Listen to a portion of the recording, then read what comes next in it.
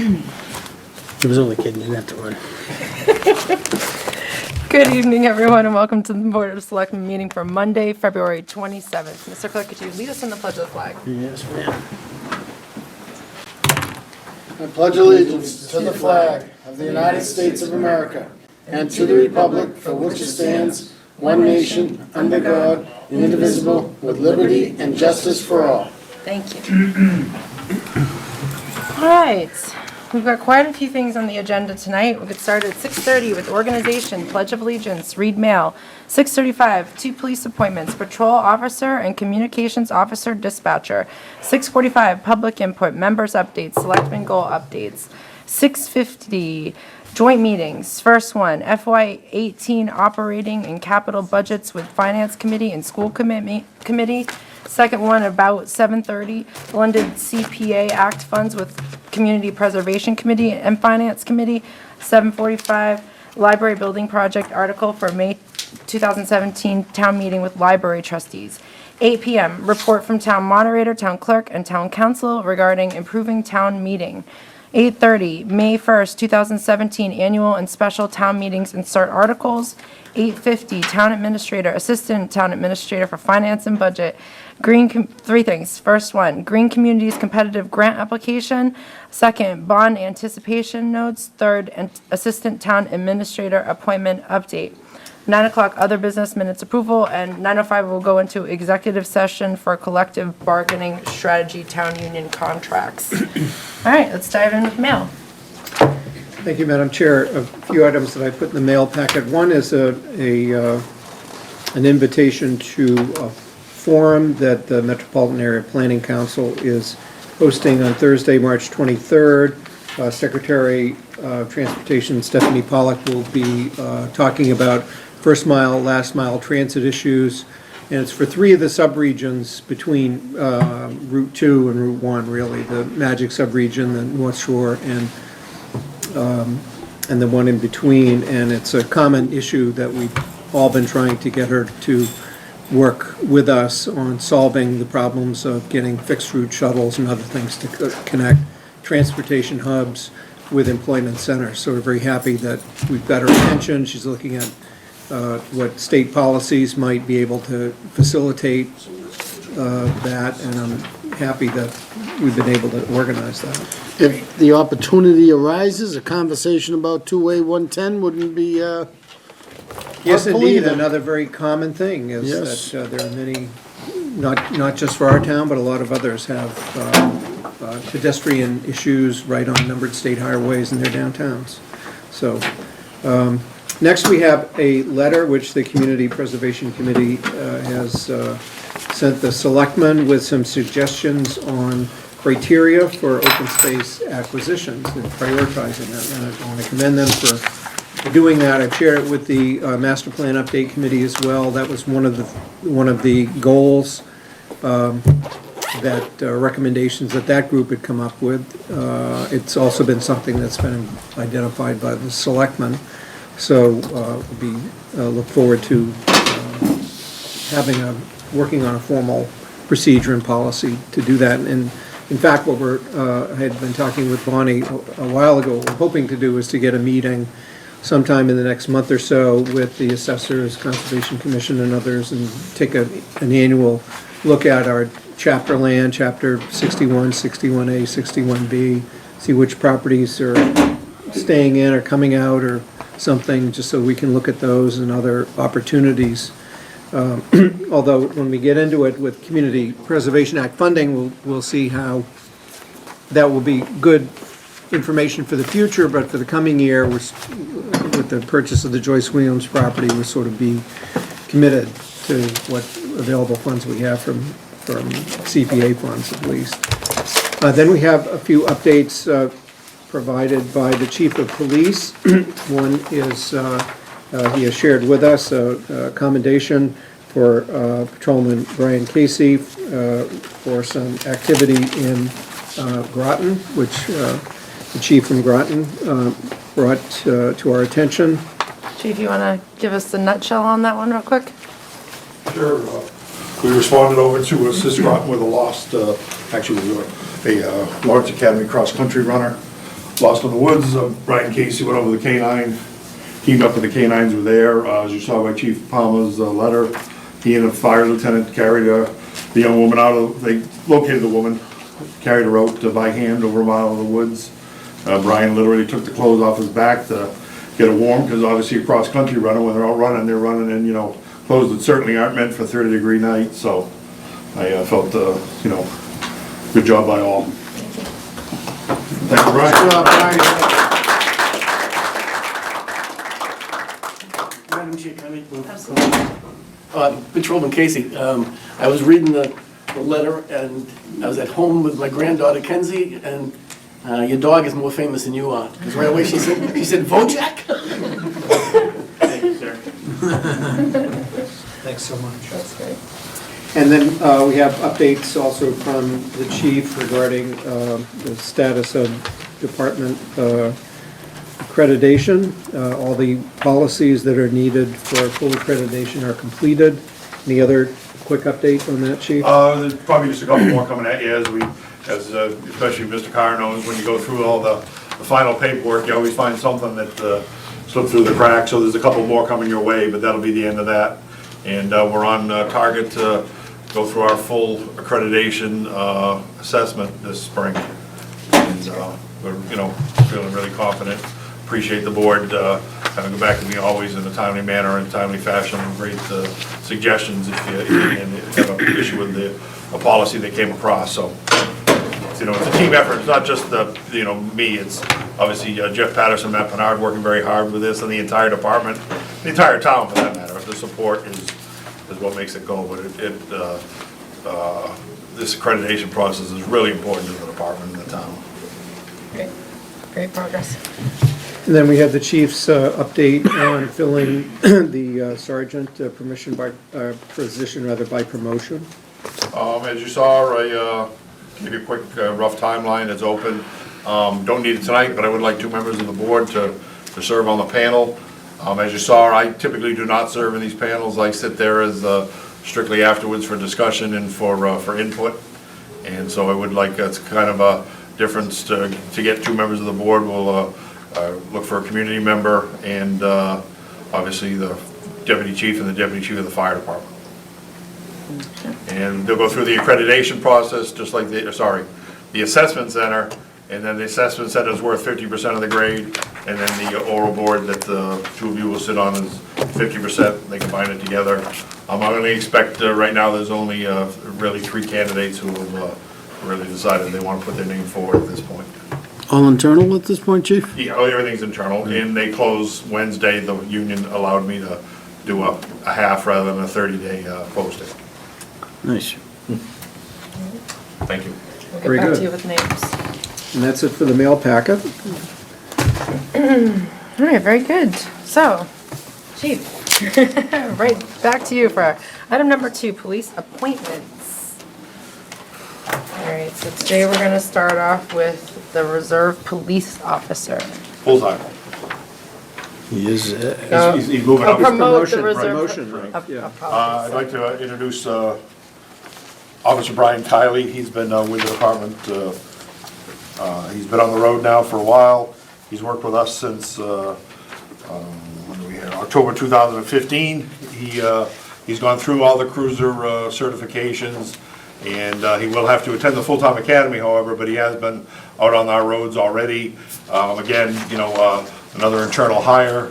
He'll hopefully be attending the Lowell Academy, which would start May 28th. We're still waiting for a firm date on that.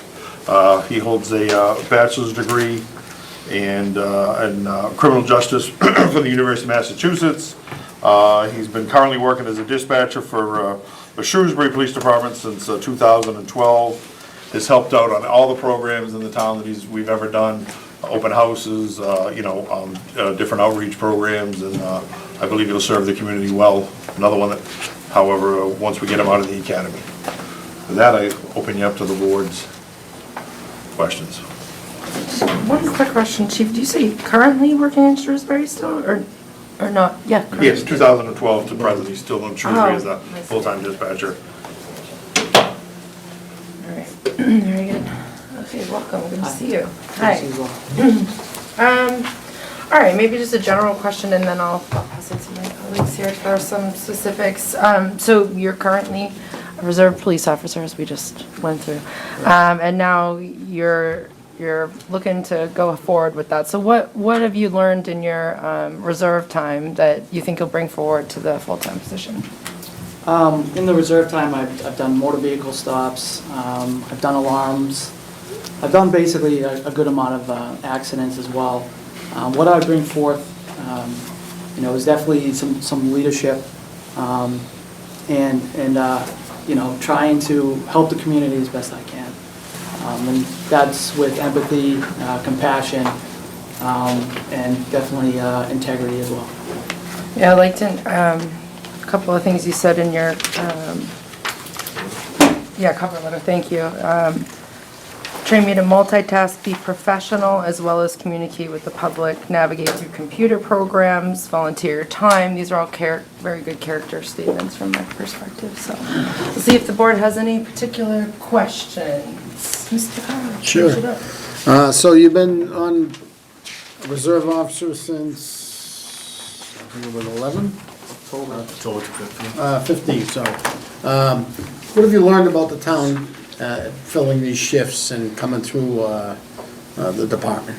I learned some of the roadways, still need to figure that out. It's not a big town, but I still have to figure that out as well.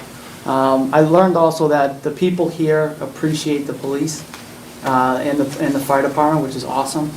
I also, believe that, with time that I'll learn more about the town of Littleton. And I'm just really excited to be here, so. Nice. Going through the academy, you have any concerns, any issues, or No, sir. nothing at all? No. Started running already, physically fit, just ready for the screaming and yelling. Excellent, excellent. We'll get some of that in town too, I'm sure. Sometimes in this room. Only in the reruns. Exactly, exactly. That's all I have, thank you. Okay, Selectman Knox. Really no questions, but in your cover letter, there's one thing I like in your second paragraph you start off. I've always been intrigued to why people do the things they do. I just thought it was a great way to start off. I think we've all wondered that at times, and being a police officer, I bet you really get into wondering why they do that. Exactly. Other than that, I have no questions. I'm pretty satisfied with what's on here and what the chief has said about you. Thank you. Goes. So you're going all the way down the end? Sorry, I'm changing it up. You guys just never know. Going the opposite way next time, just a heads up on that. You never know where you're going. Yep. Question I have for you is more around career goals. And you've been with Waltham and Shrewsbury, considerably larger departments. And you've had some experience here in Littleton, you've gone on calls, and just kind of like to understand what your 5-year goals are, what you're looking at, where you're looking to be in about 5 years. Okay. Well, I'm looking career goal wise, moving up, trying to get on to either being a sergeant, being a DRE, who's a drug recognition officer, and also, try to get into schools and be a school resource officer as much as I can. Try to help out people as much as I can, so. Here? Yes, sir. All right. The only other thing I have, folks are talking about your cover letter and in your introduction, your objectives. You make note of customer service, and I think it's kind of an important aspect of law enforcement that people don't really look at, because the townspeople and the people that come through are in fact customers, so to speak. Sometimes they're a little more aggressive than others, but I like the fact that you called that out, and hopefully that's something that you can bring to the department.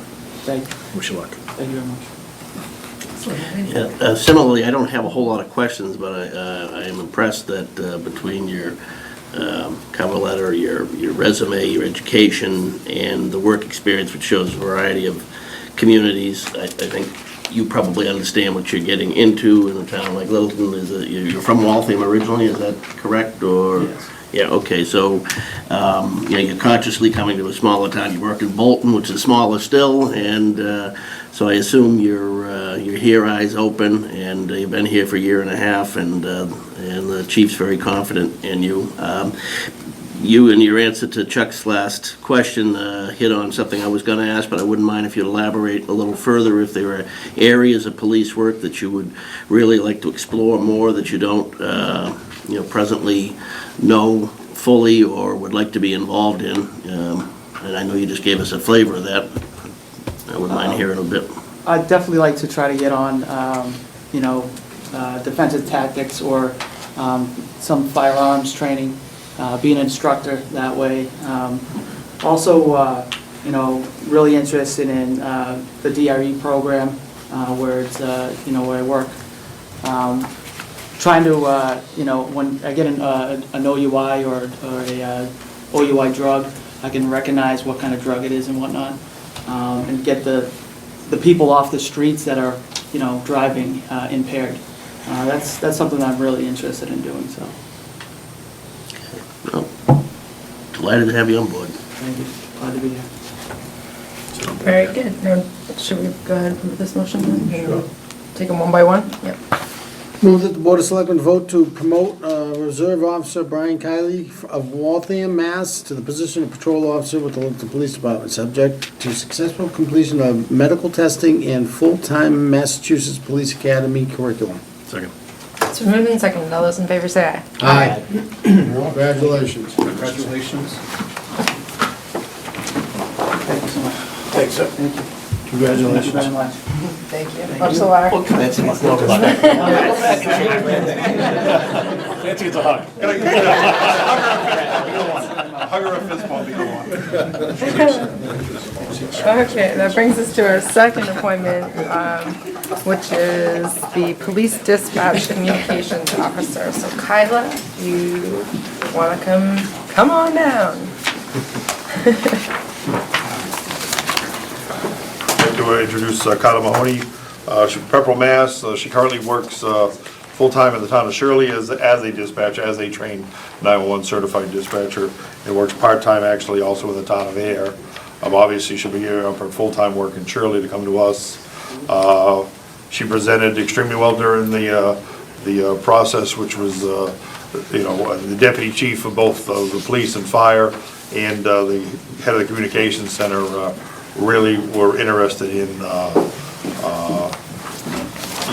way Kyla came across. Felt she was very confident, and as we all know, the control center, that's the hub, that's where it all starts, and it can get kind of pressure cooked in there sometimes, so see if you can make or break. All right. So Kyla, quick question, maybe two quick questions from my side. So would you'd leave those two current part-time jobs if you came on board? Is that true? Or I'm would you? full-time in Shirley and part-time in Air. I'm Okay. not planning on leaving the part-time. The part-time, but and you'd leave the planning on full-time. leaving the full-time. Yes. Okay. And why Littleton? I'm sorry? Why Littleton? Why this role? I actually grew up in Littleton. Ah. I was involved in venturing in this town. I ended up moving at the end of 5th grade. Parents found a bigger house. So it's very familiar to me. So I like being where I grew up and staying in this area. I'm a single mom. I want to raise my son in this area. So that's kind of why I'm planning on staying. So. Very good. All right. So I'm going to reverse the order now and start with Selectman Glavy. Well, I'm not going to have a whole lot of questions either. Your resume kind of speaks for itself. You're very well suited to move in. We're glad you chose Littleton. You've been in Shirley, it's just been a little over 6 months or so. Is there a reason? Is it just this opportunity that's caused it? Within combination of the opportunity, I'm looking to supplement my income as a single mother. So unfortunately, I'm looking to move forward. Yeah. Which is in turn exciting for me to have this opportunity. So. Other than that, all things are fine in Shirley? Oh, of course. Yeah. Absolutely. All right. Glad to have you back in Littleton. Thank you. Very good. Selectman Nichols. Thank you. I have to come up with a cheesecake factory. I knew someone would. And certainly there can be high pressure when you're dealing with a large party or people drinking or what have you. Do you feel as though you're well suited, and you've done the job in other communities? Do you feel as though you're well suited, and what makes you well suited, other than being a single mom? What makes you well suited for the potentially high stress, high pressure? Absolutely. I've worked jobs where I have been nonstop. I've worked jobs where, there hasn't been too much going on. So the element of not knowing what to expect, if you will, is something that I'm actually pretty used to. So high pressure, people yelling at you, you having to stay calm and dealing with the situation appropriately is certainly something that I have had experience with. So I feel, especially in the serving field, that has prepped me for that, so. And I think that's a great quality to have, and you mentioned it previously, just the customer service. You are the face of the town, really. When someone comes in there, they're under high stress or something, if they come to the police station, they don't necessarily want to go to the police station. So the fact that you're behind the glass and you're the first person they see, having that service training, I think will be a good asset for us. And I'm a big fan of the Thai lettuce wraps. They're pretty popular. Good. That's all I have is Thai lettuce wraps. Excellent. Selectman Knox. I know the chief of Shirley quite well, so we'll have to check up on things. Should've been done before tonight. Well, actually, I'm Shirley at least once a day anyway, and I know that as far as the board over there goes, there's been a little bit of turmoil, but not with the police department. And I keep track of that. And, he spoke highly of you. So. Very good. Any relation to Tim Mahoney? I don't know who that is, so I'll say no. Okay. It depends. Does he owe you money? Live in town. I don't know about. Okay, okay. I see in your resume that you, where is it? Basic IT. What is the basic IT? Basic IT is a college course in which you learn how to use basic computer programs such as PowerPoint, I gotcha. Excel, pretty much Microsoft spreadsheets, Word. You learn how to do basic computer skills. Okay. And again, I think that the board asked the questions. I think that you're well fit for us. I look forward to seeing you down in the police station. Thank you. Agree. All right, with that, we'll look for a motion. All right, move that the Board of Selectmen vote to appoint Caleb Mahoney of Pepperell, Mass. to the position of Police Dispatch Communications Officer, subject to successful completion of medical testing and background check. Second. It's been moved and seconded. All those in favor say aye. Wonderful, thank you. Congratulations. Congratulations. Where are we gonna start? Thank you. Thank you very much. Thank you. Be careful of the wire. Congratulations. Welcome aboard. Thank you. Thank you. Chief. All right. I always fit on.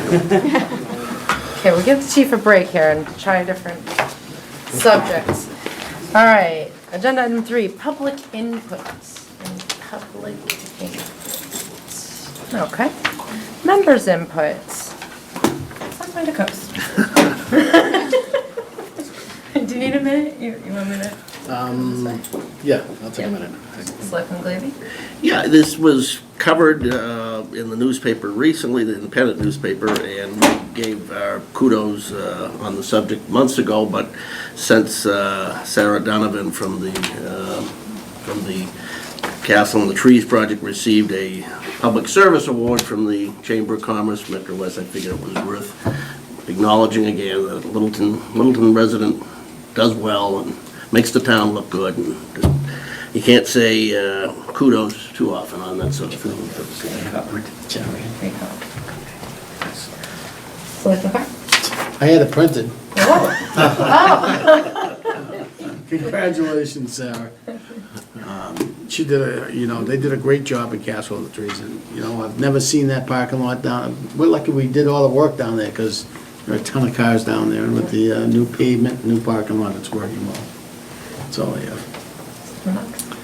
Yes, on March 11th and March 12th this month coming up of March, the Littleton Business Association is holding a smart home show at the Westford Regency. It's 2 days. It's the first time that this organization has ventured out into this area, and they have 44 vendors that will be there for those 2 days.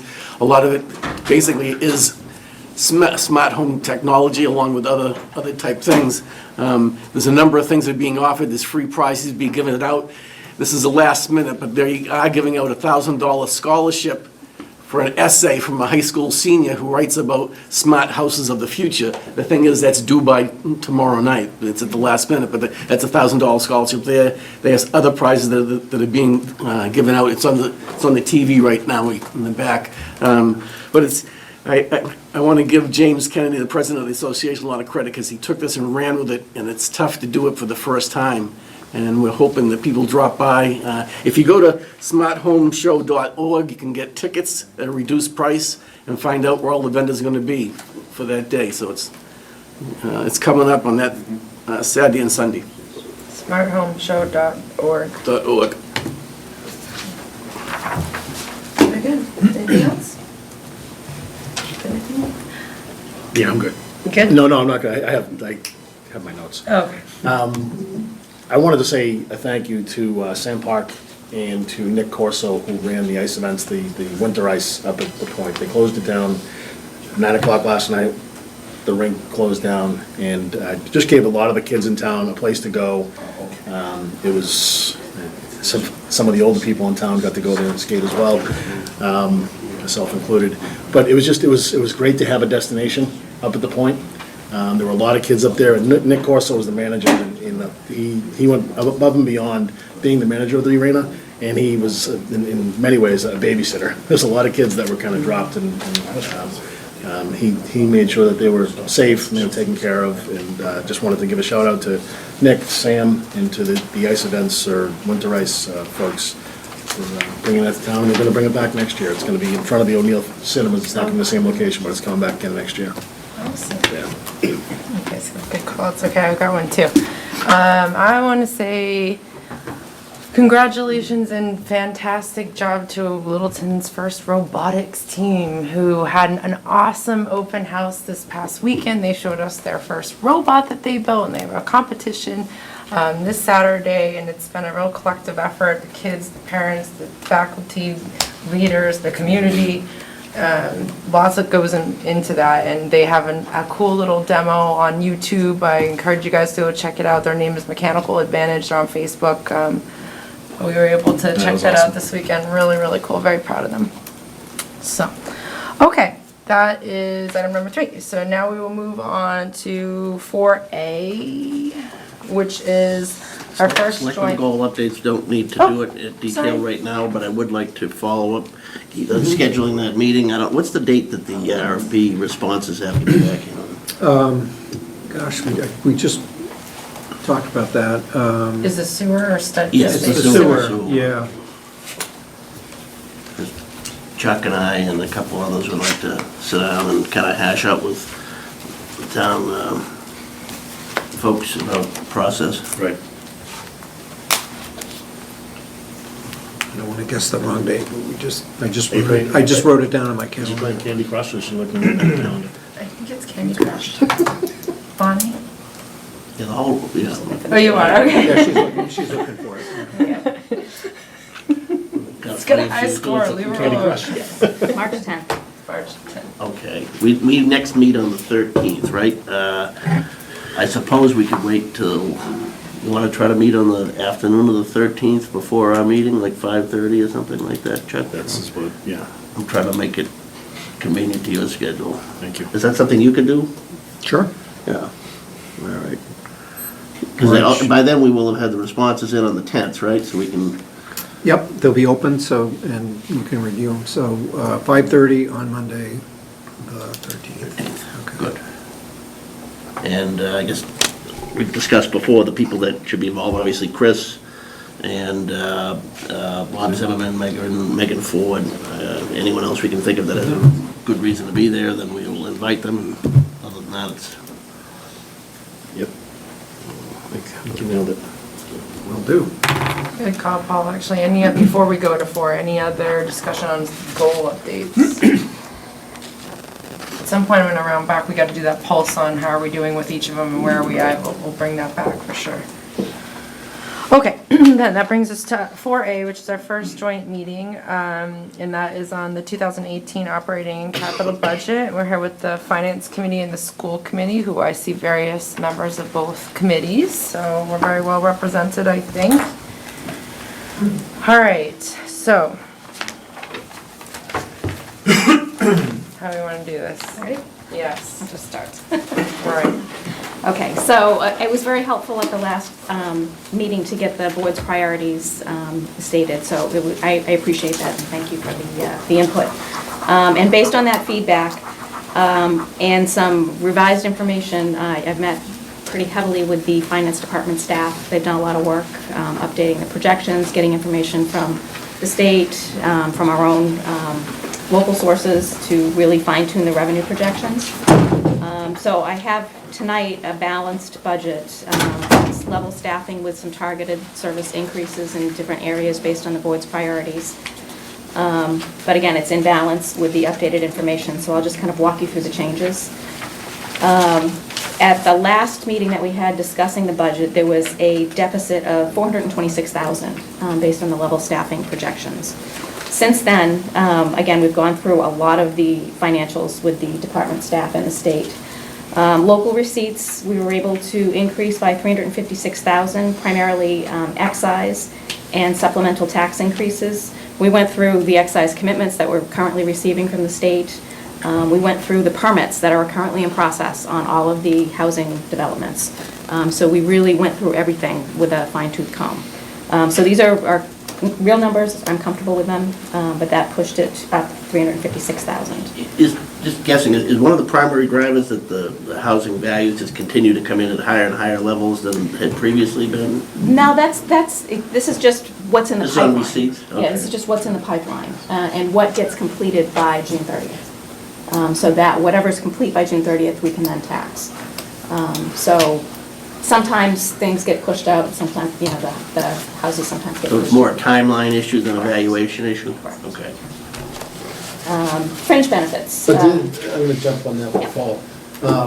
But the determination, I mean, we got some houses in town up in, that are selling for 900, a million, 1.2. Correct. Those evaluations were taken into consideration? Correct. Okay. The revised selling estimates. Sure, okay. That we're really seeing now.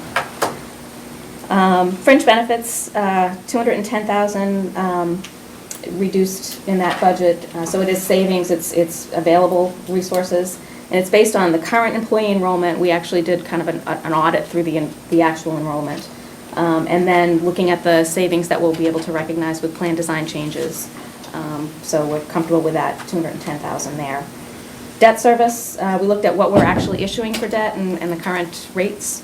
And based on what we need to place and what we don't need to place, we could reduce the short-term interest budget by $50,000. The abatements, we had pushed the abatement account last year because of reval and a lot of the valuation changes that we've had in town. We've had very good abatement applications. We have not had large abatements. The staff is doing a great job in defending the valuations. And we have had very little activity at the appellate tax board. So we That's can, often a product of the economy anyway, right? it is, sometimes, yeah. So we can reduce that a little bit there. And just some change in the levy based on what is actually in process for buildings. There's a little bit of a reduction in the commercial and a little bit of a raise in the residential, just again, based on the timeline. So that's a small change, about $28,000. So all in all, that provides an additional $694,000 in available resources, recurring revenue. So this change closes that $426,000 gap and allows for about $268,000 in targeted staffing increases. So based on that, I went through the board's priority list. Obviously, not everything can be funded that was requested in additional staffing, but there's a significant amount that could be based on the growth that the town has. So in the highway department, the full-time laborer in the Parks Division was funded, 47,000 for salary and about 19,000 for fringe. An increase in the business administration hours from 37 to 40, small increase to 4,500. Fire department, 6 paramedics with a start date of January 1st, 2018. There's a separate memo that we'll go through after on this. This is offset by a transfer in from the ambulance receipts account. So it is budget neutral. If this were eliminated, it would have no impact on the operating budget. The revenue supporting it would go away. In the fire department, there's a full-time patrol officer. I'm sorry, not fire. In the police department, a full-time patrol officer at 55,000 with about 32,000 in fringe. The school department, there's 1 full-time ELL teacher at 55,000 with about 23,000 in fringe. In Elder and Human Services, there's 2 positions, an outreach coordinator, full-time at 55,000 with about 22,000 in fringe, and 1 19-and-a-half-hour driver position, which is a non-benefit eligible at 14,000, almost 15,000, with a small amount of fringe. The offsets that I've listed here, again, the ambulance receipt transfer increase, so this amount is increased coming out of the ambulance receipts accounts to support those line items above. And then on the school department, I had previously included this 55,000 teacher position in the appropriation at the last budget update. So I listed here to show the staffing changes, but it was funded in the previous version that had that $426,000 deficit. So there's no impact here.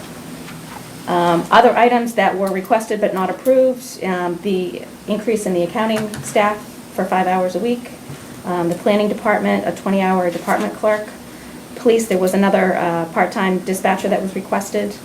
In the school department, there were 2 full-time teachers requested, 1 part-time teacher, and a full-time assistant principal at the middle school.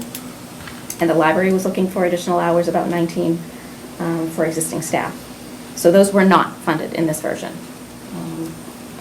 So with that, all in play, the budget is, as presented, is in balance with a small surplus of about $11,000 for fiscal 2018. I would say that I see no further changes coming in this. I mean, we've done a very comprehensive review of the permits, the local receipts, everything. So this is it through the town meeting. And, the state typically The state they typically don't release their numbers until July. Right, so there's not much you can do. Yeah, I don't see any changes going between now and town meeting. Right. And the state in this budget, their state aid is essentially flat. It's actually down a little. Yeah. And that's factored in here. So unless they come out with some additional money, I don't really see much relief. React to that in the fall. Yeah, correct. It would do cleanup. And again, I put on the page 2 just a summary of the state aid showing that it is slightly down from fiscal 2017 with the governor's version of the budget. It's not a big, decrease, but it's about $12,000. So for all the additional things that go on, we're getting less from the state. The school department budget has the $807,000 $807,638 minimum increase that was requested. That was in my last version of the budget also, so those details are again broken out here. Let's see. And we did receive late last week the update on the revolving fund usage from the school department. It looks like the spending plan is up about $243,000 from the May or from the June 2016 statement of what was going to be used for revolving funds. I'm not sure what that's for, but it is up about $243,000, so their spending plan is increased from that. And I think I did email this out because we did get it late, but they are looking at least preliminarily for fiscal 2018 to spend about $3.3 million in their reserves compared to the $3.7 million in the revised update for this year. And just to remind you, I said it went up about $243,000. The original 2017 estimate of the revolving fund usage was $3.477, and it's $3.721. That's where the 243 is. see. And the only other thing I did on the page 3 of that budget update, I did give you a breakout of the levy increase based on information that Mr. Carr had requested at the last meeting to kind of get an idea of what 0.5% of the levy would look like. So you can see that the levy, the prior year levy is the 33 million. The 2.5% increase is 832, 872, and then we've got our new growth calculation plugged in there. So if you wanted to know what, 0.5% would be, it's about 166,574. And in the capital update, I will show you how I have put that in there for the debt exclusion stabilization fund in order to reduce the debt level again, to lower it down to the 2022 level.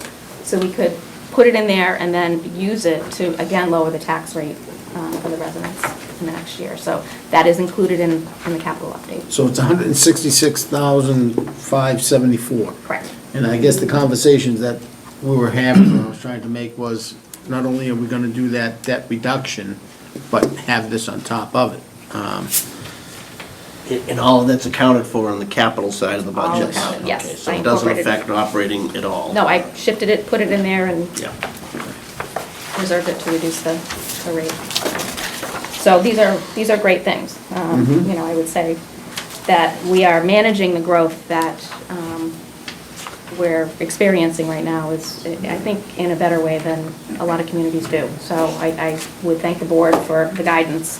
This is very helpful to get in crafting the budget, so I do appreciate it. Any questions on that part of it? Or questions? I would like to hear from the finance and the school department. When their reactions, I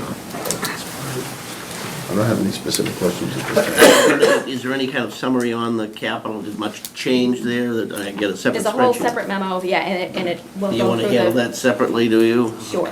Well, however you want to do it. I'm just Yeah. saying that we don't want No, to no, neglect yeah. it tonight, yeah. Deal with the operating first then. Okay. Yeah, there's two more highlighted areas within this after that memo. There's one for ALS, because I wanted to walk you through Right, that right. change. And then the field maintenance component, again, based on the board's request. So if you want me to go through that now and then see if there's any other. You want to see if the finance committee has any Yeah, we'll operating? take operating first, so Fred or FinCom, if you guys have any comments? Any questions, comments from your side, FinCom, Fred? Well, I think when we reviewed this a week ago, and it's pretty close to what Bonnie had then, I think it balances the town's need for a couple of incremental heads, as well as the 807 investment in the schools, I think is a reasonable balance this year. If you look at the increase, the schools get about 56-57% of the increase.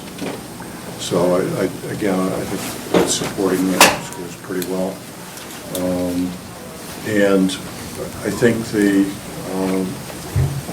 the way Bonnie's looking at the capital and the potential of maintaining the debt level and paying some of the debt that's outside 2.5, I think is a really good thing. The only caution I have is the last couple of years and maybe the next couple of years we'll be enjoying new growth. And if that begins to slow down, then we may find ourselves in a situation where we're going to have to sort of tighten our belts again. But that's the only real watch out that I see in what we've been looking at. If anybody else has any comments or concerns or questions? So I guess that's about it. As far as I'm concerned, if anybody else has anything, speak up. I think you covered it well. Okay.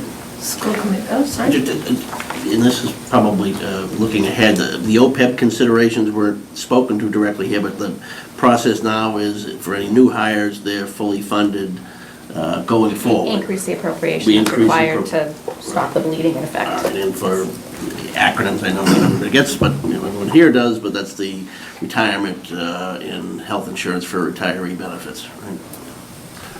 So we're not digging the hole any deeper Correct. on those. Right. Filling it in a little at a time. Yes, that's good. Otherwise, I'd be concerned about adding this many positions Right. if we weren't at the same time being mindful of Absolutely. the benefit impact. Any other comments? School committee. Yeah, having the 807,000 in there with no deficit, as we saw last time, is obviously good news. You know, the one thing that I would caution is, according to the projection here, I see it's not just a couple on the town side, it's like 11. Now, 6 of them are the EMTs, which is a budget neutral type thing, but if you take them out, that's still 5. And in the 807,000 for the schools, that's only 1 staff position. The other stuff is stuff we have to do. We have 586K right off the top to meet our current staffing level. Other expenses related to sped, out-of-district tuition, and case transportation, things like that are built into that $800,000 number. So really the only staff leveling that's increased is that 1 that Bonnie has in there. We have a meeting on Thursday. We'll take this information and we'll go back and we will look at what our projected use of our revolving funds is to support any other additional spending that we think we need to do. You know, we haven't done that yet, so that'll definitely happen on Thursday.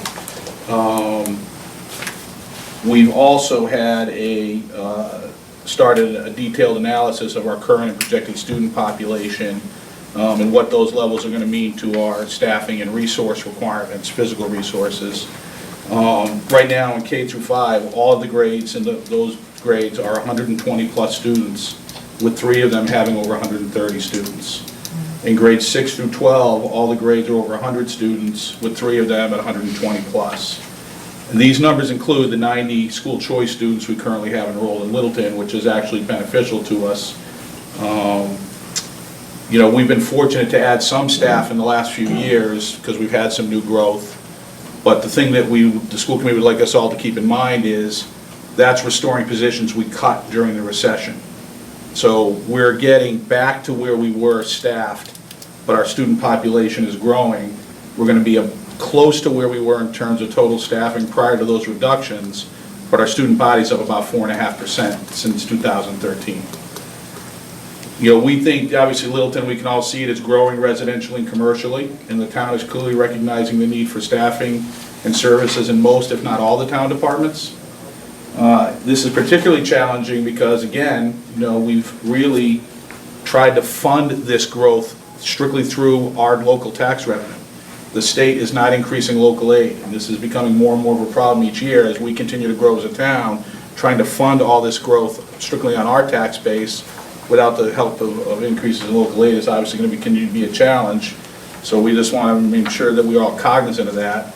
As Fred said, hopefully the next couple of years we're still in a growth mode. I think we'll be okay. But obviously I think we all rest easier if the state was growing at the same pace that our expenses are. And they're not, clearly not. Makes total sense to me, I understand. All right, any other comments, discussion, questions? Always worth saying that even though good news is often driven by things beyond your control, I think there's a lot here that is distinctly within the town's control and what we've done, and that's in large measure through our finance department, Bonnie, particularly seeing through different possibilities and making sure we aren't irresponsible when money's on the table, and that we always have an eye down the road, and also the working relationship with both the school committee and the finance committee is key as well. I mean, this is end of February, and we're in close agreement. I look forward to seeing what the school committee thinks on Thursday. I think those are all valid points that Mike raises. But we're in a good shape, not just because of the forces beyond our control, but because of what folks do. Well said. Madam Chair, if I may, and I'd like to build on the collaboration piece too. I mean, you know, I think in the past 3 years, we've seen the collaboration with FinCom, schools, town department heads, and the board really working together to make sure that we go to town with a solid balanced budget without, forgetting and forecasting what's happening, what's gonna happen tomorrow. So, again, in February, here we are, as Paul said, and with Mike's nod, it looks pretty good going into town meeting, that we have something wrapped up. And I think those Super Saturdays contribute to that too, where we hear everybody at once and we can deliberate and talk about everybody's budget and have a good sense of where we're heading in the year. So, good job by everybody. Super Saturday in St. Lucia? This year I was in St. Well, not Lucia. this year, but every other year. No, it was St. Lucia. Easy for him to say how good it is. That sounded pretty super to me. It was a good Saturday, let me tell you right now. You watched the replay. I had it on my Streaming, iPhone. live Oh, you streaming. guys are doing great. Can you have another cocktail, please? Oh, sure. Just something Mr. Fontanello said kind of got me to thinking about an article from this weekend in the Boston Globe. We'll be talking about state funding and state aid. There was an article in the Boston Globe about lottery proceeds. And town of Harvard benefits from lottery proceeds to the tune of about $1.5 million, but they do not sell lottery tickets in the town of Harvard. So in the surrounding communities, we sell about $25 million in lottery tickets. So I would say that we should probably craft a letter to our legislators and include in there, when we're talking about we need more aid, whether it's Chapter 70, Chapter 90, let's say, hey, stop spending our money. If we're the ones paying this in tax, then we should be the beneficiaries of it. Can I just, I read that same article, and I like to thought, the real point of the article was not necessarily that Harvard doesn't buy any lottery tickets, it's that the funding formula for how that money gets redistributed to towns is way out of date. And the reason that Harvard benefits so much is that the old head count of having an active Fort Devens all went towards Bromfield. And there was, when they talked about, they had the town manager or town administrator from Harvard, he's like, well, we're not gonna suggest that they give us, with less money, which is fine. But the legislator that represents Harvard said, and we wouldn't stand for it because you can't tell them they can't have it once they've, and it's like, why? Why can't you readjust when the situation on the ground has changed dramatically from a formula that was founded decades ago, not a couple of years ago, decades ago. So if you are thinking about, and I agree, going towards our legislatures, that should be the point. Just saying that they got used to the money and they get to keep it is a ridiculous argument. It really is. Yeah. And that should be getting hashed out at the state level, and that would help. Because again, this is another situation where Littleton has been penalized for too many years by something that's out of our control, and yet is clearly unfair. It was Chapter 70 a bunch of years ago, and this is another example of that. Just as an early warning on that, the 1 month from tonight, our state legislators were in touch with me today. They're hoping to be able to come to the board meeting on March 27th. I like that you call that a warning. So we'll work on our list. We Yeah. have 4 weeks to work on our list. Could we add that one to the list? First one. Sure. Thanks. Good call. And eventually, I'm sorry, No. and eventually we did get the Chapter 70 fixed too. Right. You know. Keep squeaking. Yeah, exactly. Adjusted, I would say. Yeah, just that, yeah. I'm not sure if, I know Bonnie's been working on trying to pull together all the bits and pieces of field maintenance. Yeah, we're gonna head into capital You're now. gonna go through that? Yeah. Okay, that's great. And the second thing is, a couple months ago, we were in a meeting, and I think Chuck and Paul were charged with the responsibility to go meet with the other departments to figure out a proposal on how we're gonna manage alumni. And are there any projected maintenance costs for alumni for the FY18 budget?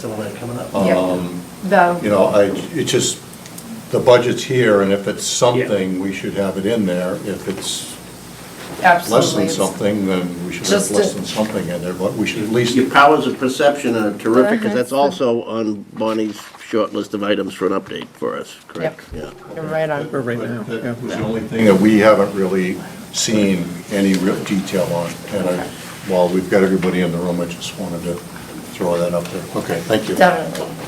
Okay, so just to wrap up on the operating side, so we've got the top priorities from several of our key departments. I think every department had more that they wanted, but this is, like you said, Paul, we're in a good place here. So, all right, let's move to capital then. Do you want to go through the ALS? If you just kind of keep going through the Yep. memos, you'll see ALS implementation. ALS. Yeah. So I just wanted to give you a summary, because I know there was some confusion of, when do the fees support the implementation of ALS and what's the timeline? Just to back That's up, okay. ALS is Advanced Life Support. Yes, sorry, paramedic service for the fire department, so running at a paramedic level. So within the operating budget, we've got 6 paramedics being hired as of January 1st, 2018. So for the assumptions on the financing model, for fiscal 18, I just want to go through the assumptions for 18, 19, and 20. So 18, we would hire 6 full-time paramedics effective January 1st. They would go through the required training and whatever program setup is required in the fire department from January to June of 2018. So we're fully supporting the staffing without generating any revenue at this point. The service would be provided at a BLS level for all of fiscal 2018. We would not have an ALS program, even though we have the 6 full-time paramedics in there for 6 months. Fiscal 19, we would implement the paramedic level service starting July 1st of 2018. And Bonnie, may I interrupt? Yep. And that's because they're going through the academy, Whatever, yeah, all the training and. fire academy and all that, so they'll be on board as paramedics. They just have to go through the fire academy, get certified as firefighters prior to coming on as a paramedic. Sorry about that, go ahead. That's okay. We wouldn't recognize the actual ALS or Advanced Life Support revenue that would be generated until sometime after September, because it lags behind typically a quarter. So if I'm looking at it from a cash flow, when do I start collecting it? Pretty much October 1st and beyond. But ALS service will be provided for all of fiscal 2019. And then in fiscal 20, we'd have a full year of ALS revenue and a full year of ALS service. So you're looking at about a 9-month gap in cash flow that you need to support. So currently, in fiscal 2017, I put the fire department budget here. So the total budget is just over $1.5 million. How we fund that budget is a combination of appropriation from the tax levy and other receipts that we have, and a transfer in the ambulance receipt account. So all of the money that we collect for ambulance service goes into a separate account and accumulates. And we offset their budget by $300,000 annually. So for this fiscal year, we're expecting $400,000 in revenue. We're transferring out $300,000, which is what we authorized at town meeting. So with the beginning balance at $652 and those entries and subtractions, the ending balance will be about $752,000. So for fiscal 2018, we're going to have an increase in staffing, a half year. So you'll see the staffing jump to $1.2 million. And the expenses also go up with the fringe. Now, I should say, the fringe is not appropriated in the fire department budget, but we've isolated it here just so you can see the full impact. So the total budget in 18 would be $1,993,000. So if we increase the transfer out to $650,000, we'd be left with about $522 in the ambulance receipt account. It would keep the impact to the operating budget at about 4.13% or $53,000, which is our normal kind of increase with the wages that we normally see. So we're kind of softening the blow to the general fund by using the reserves that are in here. In fiscal 19, the transfer would have to be $860,000. Again, you've got the full complement of staffing for the full year, and then the full benefits for the full year. But you're starting to see some revenue increase. You've got about 3/4 or 9 months of ALS revenue in there. So the revenue goes up to $572. So you've still drawn down the balance to $235. The impact to the general fund is about 7%. In fiscal 20, you're pretty much at full capacity here. The budget would go up to $2.3 million. The transfer out would be reduced slightly to $840. in this scenario. The revenue is 770, and that's based on the current call volume that we've had. I haven't analyzed it, Coastal's analyzed it, so it's from a professional billing company for ambulance service. That would draw the balance down to about 165,000, again, keeping the impact to the operating budget at about 7%. And as a reminder, on that current call volume, all indications are that the call volume will increase by having the service, as well as the hospital opening up and the population growing, et cetera, et cetera. So just keeping that in mind. Yes, this is just based on current call volume. Fiscal '21, you can see that the operating budget would be about 2.4 million. We could again reduce the transfer out to 828, leaving 138. This is kind of the low point, I figure, in the financial models. And then in fiscal 2022, you can see that with the transfers and the revenues at full capacity, the balance starts to creep up a little bit. Now, I think leaving, enough of a buffer here at the 138,000, it leaves us room to change if we need to, if there's something going on. But these are conservative numbers. Again, they're based on the current call volume, which has been increasing in the last several years. We know the hospital, the care center is coming online. That will probably bring in more calls. We will have the ability, to go and control the billing rates, essentially too, with Coastal, like we do now. Not that we want to, but, there could be some changes that might need to happen. But I'm trying to be... You built in 2 or 3 years' time to experience it before you get to that point anyway. Some of the other things that are unknowns of this, besides the call volume, and again, I'm being conservative on the call volume, the salary estimates, we're hiring paramedics. I don't know if the salaries for paramedics are going to be more than what's currently in the union contract for a paramedic. We're going to be going through that process to review. That could change the factor a little bit. And I think I've identified the other ones. So basically, this is our best pass at trying to mitigate the impact of all of that to the general fund. We've been fortunate that balance did build up to the level that it's been. We've been, kind of putting everything away and not spending it all. So it's fortunate that we have this to kind of mitigate that lag time. Questions, comments on the ALS income? Not new information. Okay, very good. Okay. The other one was field maintenance. At the last... So it's your opinion that the timing is right because of the funding and just kind of... Yeah, if this is a goal of the board, then the timing is right. We have enough in the reserves to navigate through the next few years when we're not making the revenue to fully offset it. So. Right, and the existing revenue is at, what is it, like 60% that we're collecting from Coastal or something to that effect? But we're not maximizing what we should be collecting from the calls that we're doing. Correct. So there's some offset there And that we realize. we've had experience with Coastal, the billing company that we'd be switching to. They've been very good in the past, so we have very good confidence in them. Okay. Thank you. No problem. Okay, field maintenance. So based on the input from the board at, I think, the last meeting we had a few weeks ago, we were looking for a way to kind of isolate the field maintenance budget. There was also some talk about it last year at town meeting and at several other meetings around Alumni Field. So what I did is I talked with Chris Stoddard, our new DPW director, and Ivan from Parks and Recreation, Ivan Pagasic and Alicia Day, to try and figure out what those boards would be willing to look at doing and contributing towards the field maintenance budget, because it's a control issue in a lot of ways. It's what's budgeted in somebody's budget for expenses needs to come out and go into another line item under the control of the DPW director. It's still going to be used for field maintenance.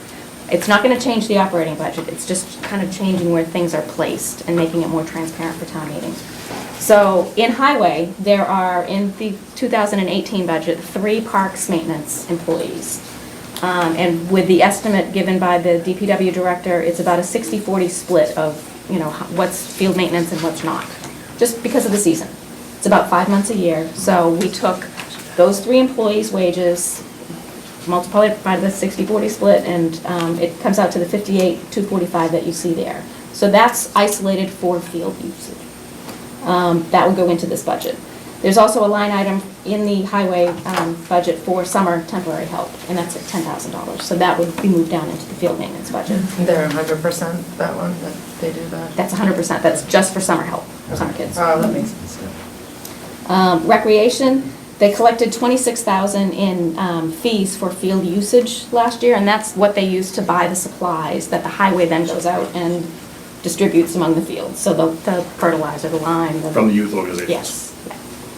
So that would be transferred out of the recreation enterprise into the general fund and used for this budget. Within the school department budget, there's currently about, based on the water department's estimate, $4,628 currently used in water for the high school irrigation at that field. There's also $30,000 requested in fiscal 2018 for additional irrigation and water usage to water the way that it needs to be watered. Yeah, Is that a final? yeah, well, what the water department's gonna do is they're gonna put a separate meter on specifically for Right. the fields and giving a discounted rate to the school. So, Correct. you know, it's a projected amount, depending on rain, depending on, you know, all these other factors that where we haven't done it before, and there wasn't a metered service to the fields, it's a best educated guess, essentially. So we'll have better numbers in the future, but I think this will work. Okay. The other thing, I know that there might be items in here that I do not have identified. I don't know if the lighting on alumni is metered separately and can be captured and you know, taken from one budget and moved to the other. I'm sure there are items that I've missed, but I've asked Recreation to take a look at it, and Chris Stoddard too, so. Okay, let's see if I can get that for you too. So if we put all these items together, again, it would be under the control of the DPW director. It's about $128,873. Again, it does not impact the spending plan. It just reallocates the spending into one area where people could see it and decide whether they thought that that was adequate or not. Okay, put it all together into one budget under the control of the Director of Public Works. I have one Go ahead, question. no, go ahead, finish. Yeah, Finish. so the MOU that we have with the school department, the DPW, and Park and Rec, now that this is going to be in place, I think it's a good time to sit down and reevaluate. Well, that was the point I wanted to make.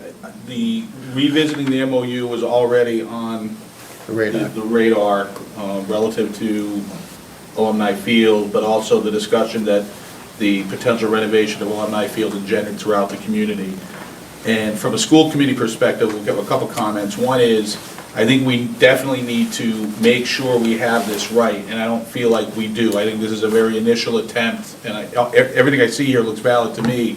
As Bonnie cited, I think there's things in here that we need to consider Tighten up. before we finalize anything relative to presenting at a town meeting, otherwise we're gonna have to change it.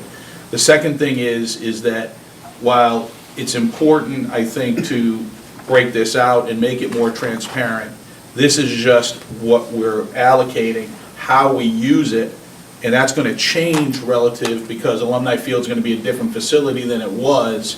And to Fred's point, the idea of having a budget for maintenance, there will be a budget for maintenance. All the research that we did with the Alumni Field Design Committee indicated that the maintenance of a synthetic turf field is less, significantly less, year by year, than it would be for a natural turf field.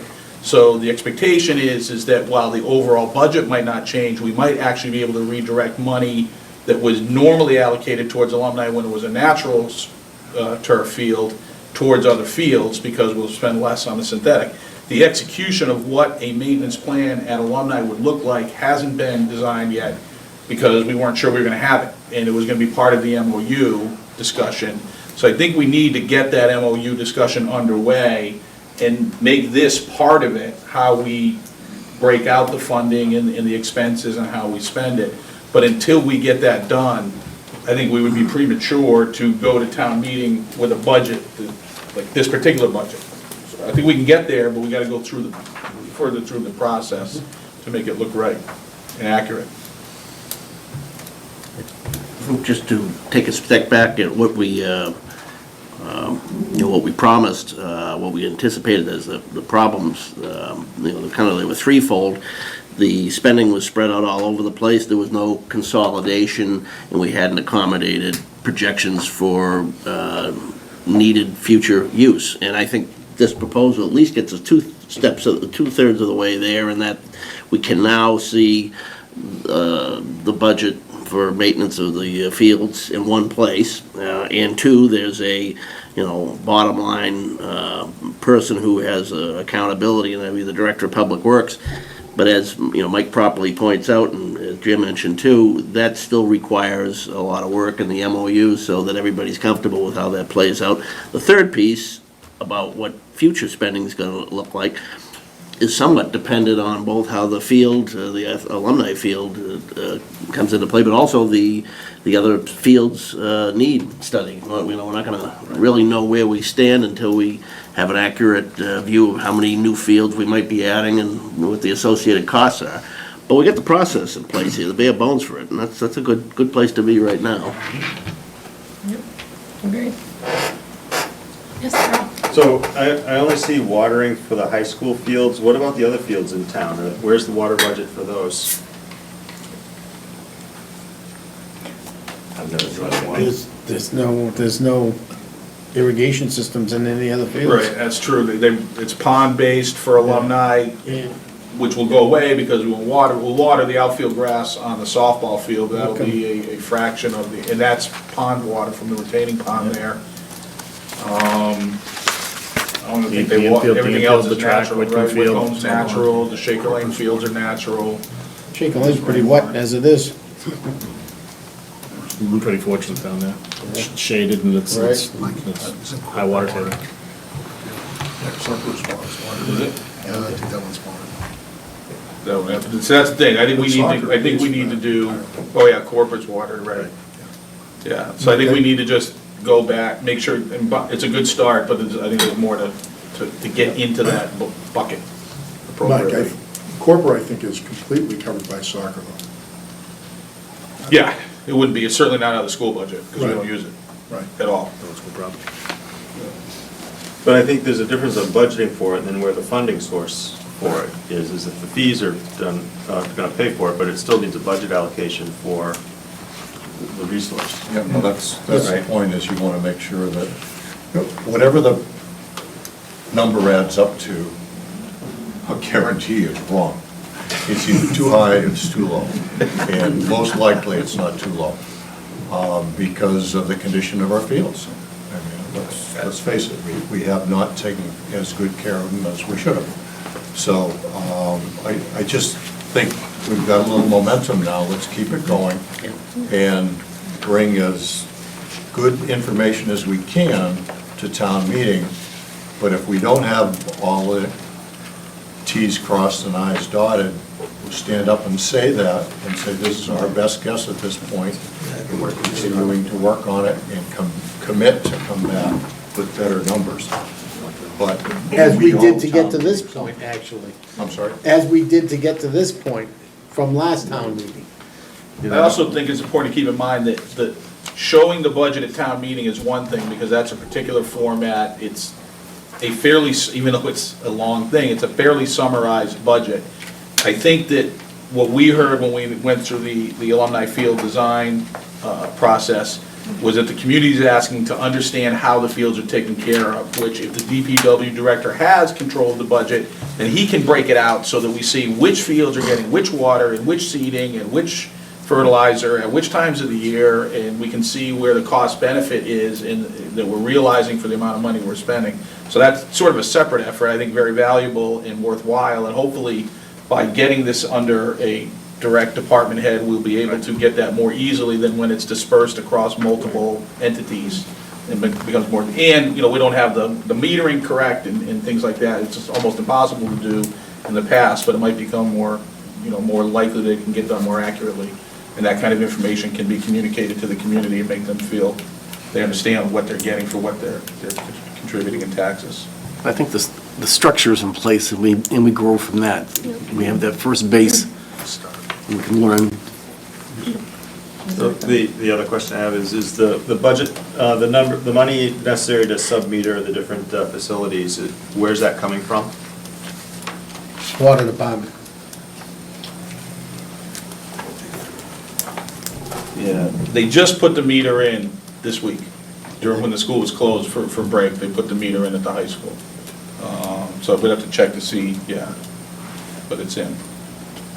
And it, what, you know, rather, relative to other metering projects, that would be a good question. Fortunately, we know someone at the Board of Water Commissioners.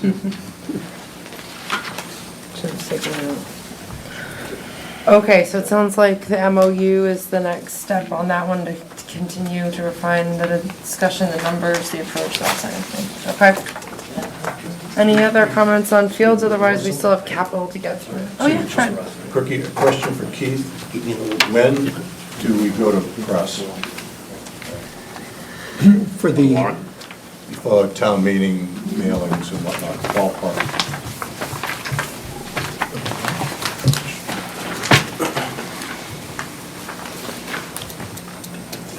publication deadline is Tuesday, April 11th.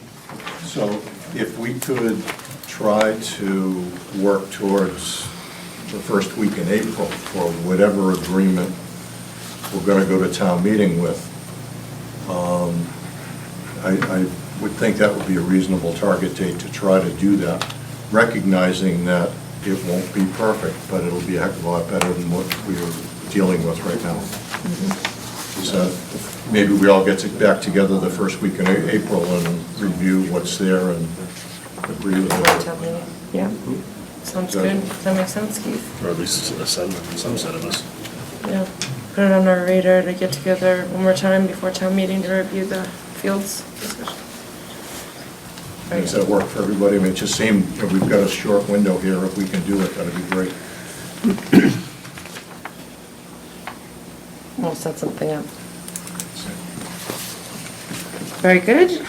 Okay, and I'm just cognizant of time a little bit. We are running over a bit, but we have to get to capital, sorry. Capital. Sure. I'll highlight the changes. Much of this has not changed since your last update, so I did try and call them out a little bit separately for you. Again, just as a reminder, we have a plan here that's drafted at about $2.8 million in total available funding that can be used for capital, one-time uses, or reserves.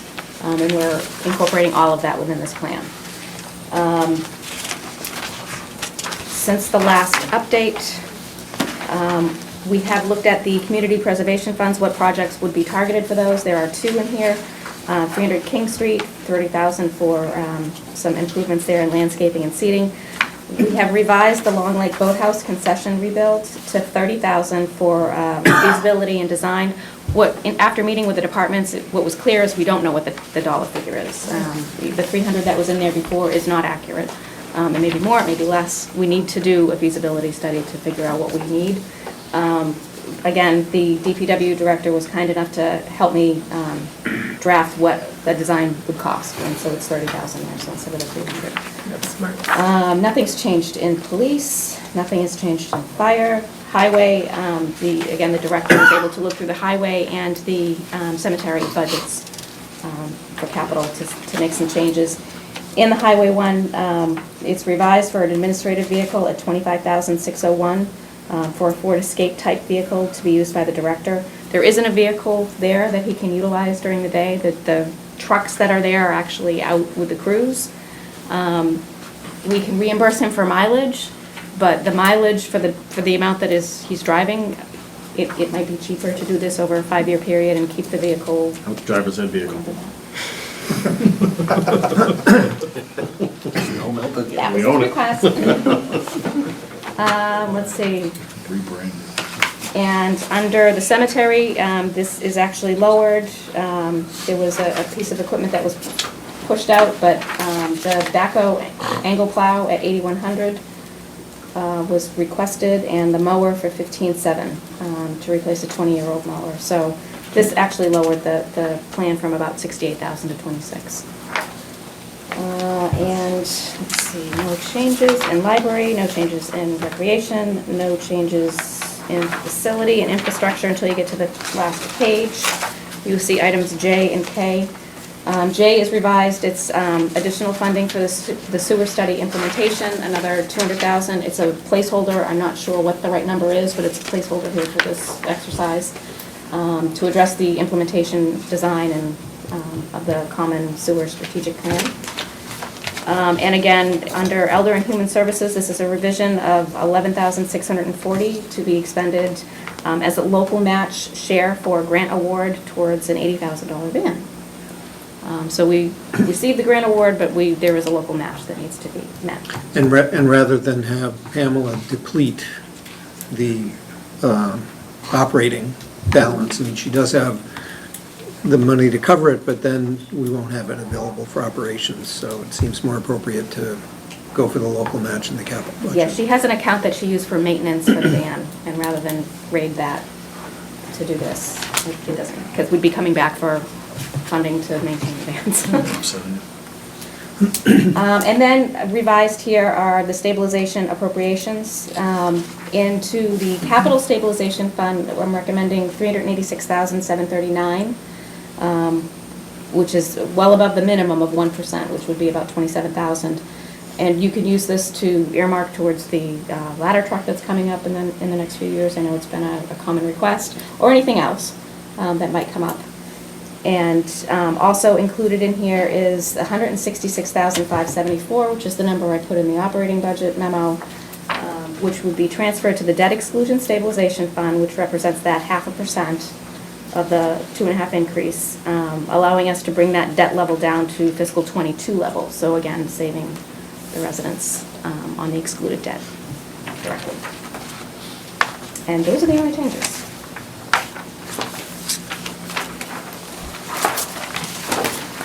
Questions? Good job. All right. Wow. Wow, been busy, Bonnie. Yeah. Thank you. All right. So should we move to 4B? Any other discussions? Okay, our next joint meeting is with the Community Preservations Committee and the Finance Committee on the Blended Community Preservation Act funds. The next one's on library, so school committee, I don't know if that's interesting to you guys. Maybe not. Okay. Blended CPA funds. All right, is Mid here? Looks like the only member who's here tonight is Fred. Do we have any? Eddie Mullen? Oh, is that, oh, okay, is that the, what is that? Ed, you're Are you the CPC, right? CPC now? No, I thought Jamie was. All right. Anyone on the CPC? You were, weren't you? Blaze on TV. In any event, though, I can report that they did take a vote at their meeting on February 15th. And for the last 2 years, the town has maximized the implementation of the so-called Blended Community Preservation Act, which has increased our base for state matching funds. And we have the opportunity to do that for a third year in a row. As you recall, the blended CPA allows you to take your in Littleton's case, to take our 1% surcharge on the property tax paid for the Community Preservation Act and increase that by the equivalent of another 2% to reach a maximum 3%, which then qualifies us for additional state funding. And in the first year we did that, we got an extra $200,000 just in state match, just for moving money around. We're spending we're not increasing funds. It happens to be largely mitigation funds and cell tower funds for open space, and in some years we have housing funds as well.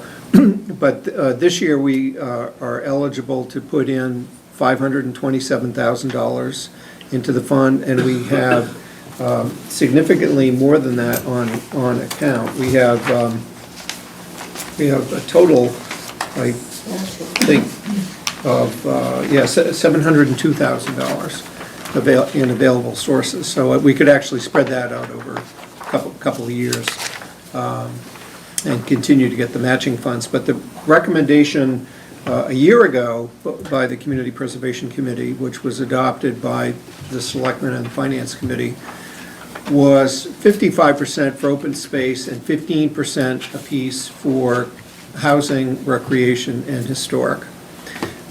Mindful that open space, again, sort of leads the pack in terms of how CPA funds are proposed to be expended, led by the Joyce Williams property, that's $1.2 million, which we're putting in the warrant for acquisition of those 35 acres.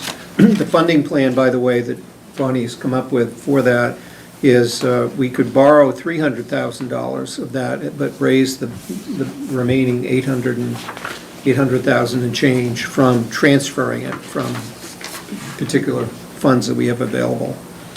Bottom line is, though, open space is sort of, at least this year, grabbing the lion's share of what we need money for. So mindful of that, the Community Preservation Committee again sought to have the most money going into the open space bucket, 55%.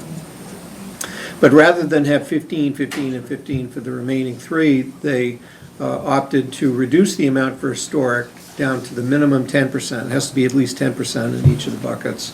And increasing housing by that difference, the 5%. Something's going to be happening with housing, something, it's much on the radar screen. So, and there was not an historic project that's in the queue to proceed.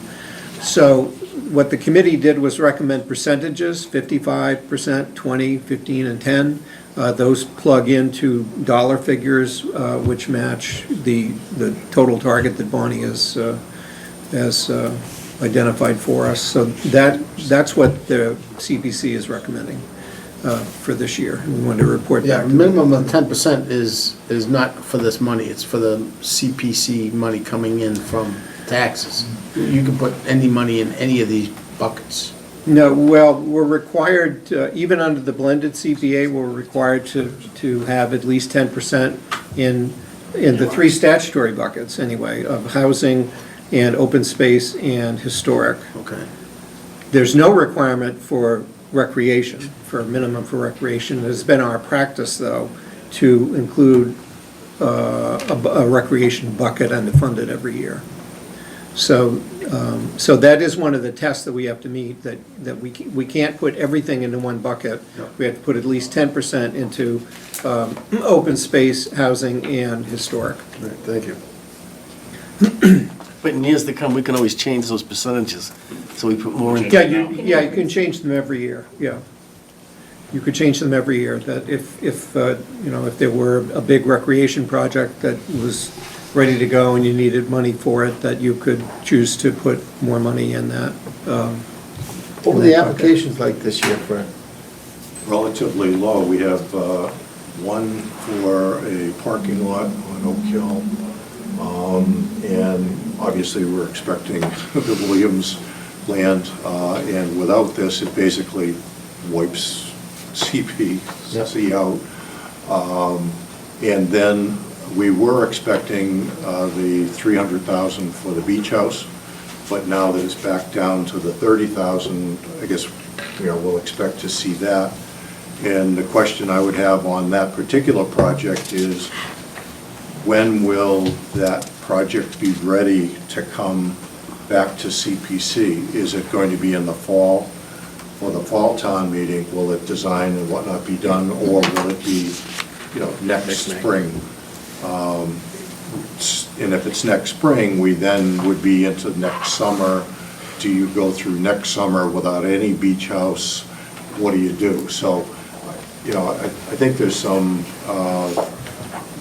planning that needs to be done on that particular project, that we need to figure out timing on it. But we would expect that would come back to CPC for at least some of the funding, whether it's all of the funding or some of the funding out of the recreation budget, and that's why we bumped recreation up a little bit. There's no way to consider that to be historical, huh? It's been a long time. As long as I can remember. Gago, you remember? Yeah, just bring that boat down there.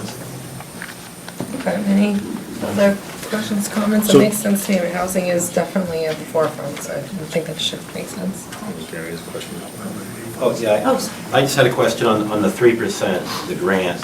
How long has that been around? Is that new? Well, taking you back to the 3% that. The matching? The matching funds, yeah, the town adopted the so-called blended community preservation fund about 3 or 4 years ago, and we fully implemented it for the first time 2 years ago.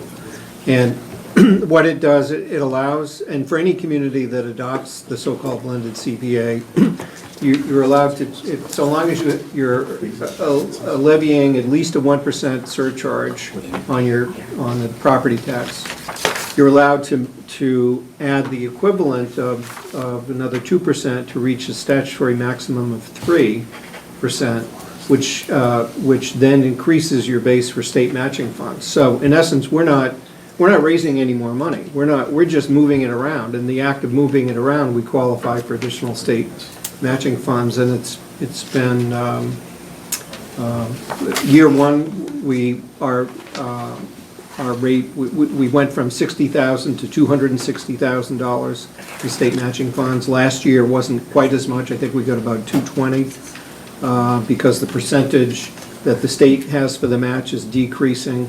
That's what I was wondering going forward. Yeah, and it's on our radar screen this year that where the city of Boston and Worcester and many other communities have adopted the Community Preservation Act for the first time. With all that many mouths feeding at the trough, that the amount of money available for state match is going to be tighter.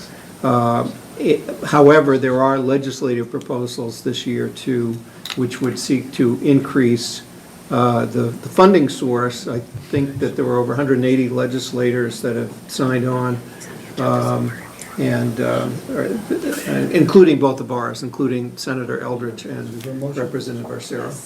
All right. Move that the Board of Selectmen, Community Preservation Committee and Finance Committee vote recommend the May 1st, 2017 special town meeting Article 3, transfer to Community Preservation Fund additional municipal revenues totaling $527,998. 1, $298,399.55% to the CPA Open Space Reserve for conservation and passive recreation purposes, of which $42,000 is from the Conservation Land Acquisition Funds established by Article 1 in June 15, 2000 special town meeting for cell tower leases at Newtown Hill, and $248,399 is from the 15 Great Road Mitigation Reserve for appropriation. 2, $105,600, 20% of the CPA Community Housing Reserve from the 15 Great Road Mitigation Reserve for appropriation. 3, $79,200, 15% to the CPA Recreation Reserve from the Potpourri Group Mitigation Reserve for appropriation. And number 4, $52,800, 10% to the CPA Historic Resources Reserve from the Potpourri Group Mitigation Reserve for appropriation. Second. So moving in second, all those in favor say aye. Finance Committee, okay with that? Aye. Yeah, okay. Yeah, Yeah. Okay. Aye. Aye. Aye. All right. Thank you. Very You're all on good. record now. Yeah, CPC already did, so all three of us will show together, yeah. It's meant to be done Solidarity. jointly. Thanks, Pete. Thank you. All right, next joint meeting is on the library building project article for the May 2017 town meeting with the library trustees. Okay, so we're here to talk about just that, the article that we will insert into the May 2017 annual special town meeting. Who wants to start? I can start. We had a draft article that's been prepared by town council, and it's proposed as one article, but there are 3 component parts to it. You could break it up into 3 articles. You could have 3 separate votes, 3 separate discussions. My personal opinion is that it should be one article with one discussion and one vote. However, because the third item, only one of those three items requires a two-thirds vote, the entire article would require a two-thirds vote. But even if you got the first two on a simple majority, if you don't get the third, you don't, on a two-thirds, you don't have it. So the bar is a two-thirds vote. That, as we've gone over before, the things that are required by our town meeting prior to June, so for our May 1st town meeting, is town meeting's approval of the schematic design for the new library, authorization to apply for, accept, and expend any grant funds, and then to transfer the slope site for library purposes. All of these motions, all of these provisions would be conditional upon further votes, two further actions. One is award of a grant by the Mass Board of Library Commissioners and a further vote of town meeting to appropriate the local funds for the library. So all of this vote that's required at the May town meeting in order to meet a June deadline simply supports the application that was submitted to the Mass Board of Library Commissioners in January, where and all of the provisions that are being asked for here are all requirements of the grant application with a deadline of June. It's at a subsequent vote of town meeting that where we would actually appropriate the local match, and until that happens, there's no, the project does not proceed. This is the detailed draft of the article is in your packet in the proposed motion. This is a summary of what the provisions are. Oh, we already voted to insert this, didn't we? No, No? no, you voted to authorize, you voted to authorize the chair to submit to sign the grant application, but it was, Right. but it was recognizing, certainly recognizing that the next step was to bring to, and indeed your purpose in so doing was to allow the voters at town meeting to make a decision. Gotcha. That's what we said. Because I remember reading this article previously, yeah, and I thought we had inserted. Yeah, this is now the procedure, town council has drafted Gotcha. the article, so we're ready to go. Gotcha. Mark or Sam, any comments from your side? No, we're fine with this. Questions, board? No, our commitment has been to give them the opportunity to make the case at town meeting, and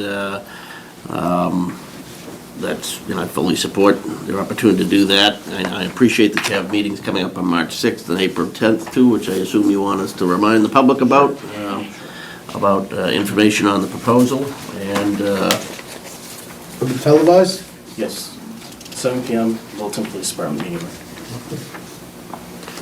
And this is a vote to insert, not necessarily to recommend or support at this point, but that may yet come later. Good. Any other, no, check with you? Procedural. I'm good, so it's two-thirds vote because it's the highest. It's two-thirds The vote transfer requires two-thirds. because of land, because Right. of, And then it would require town meeting vote, but not a ballot.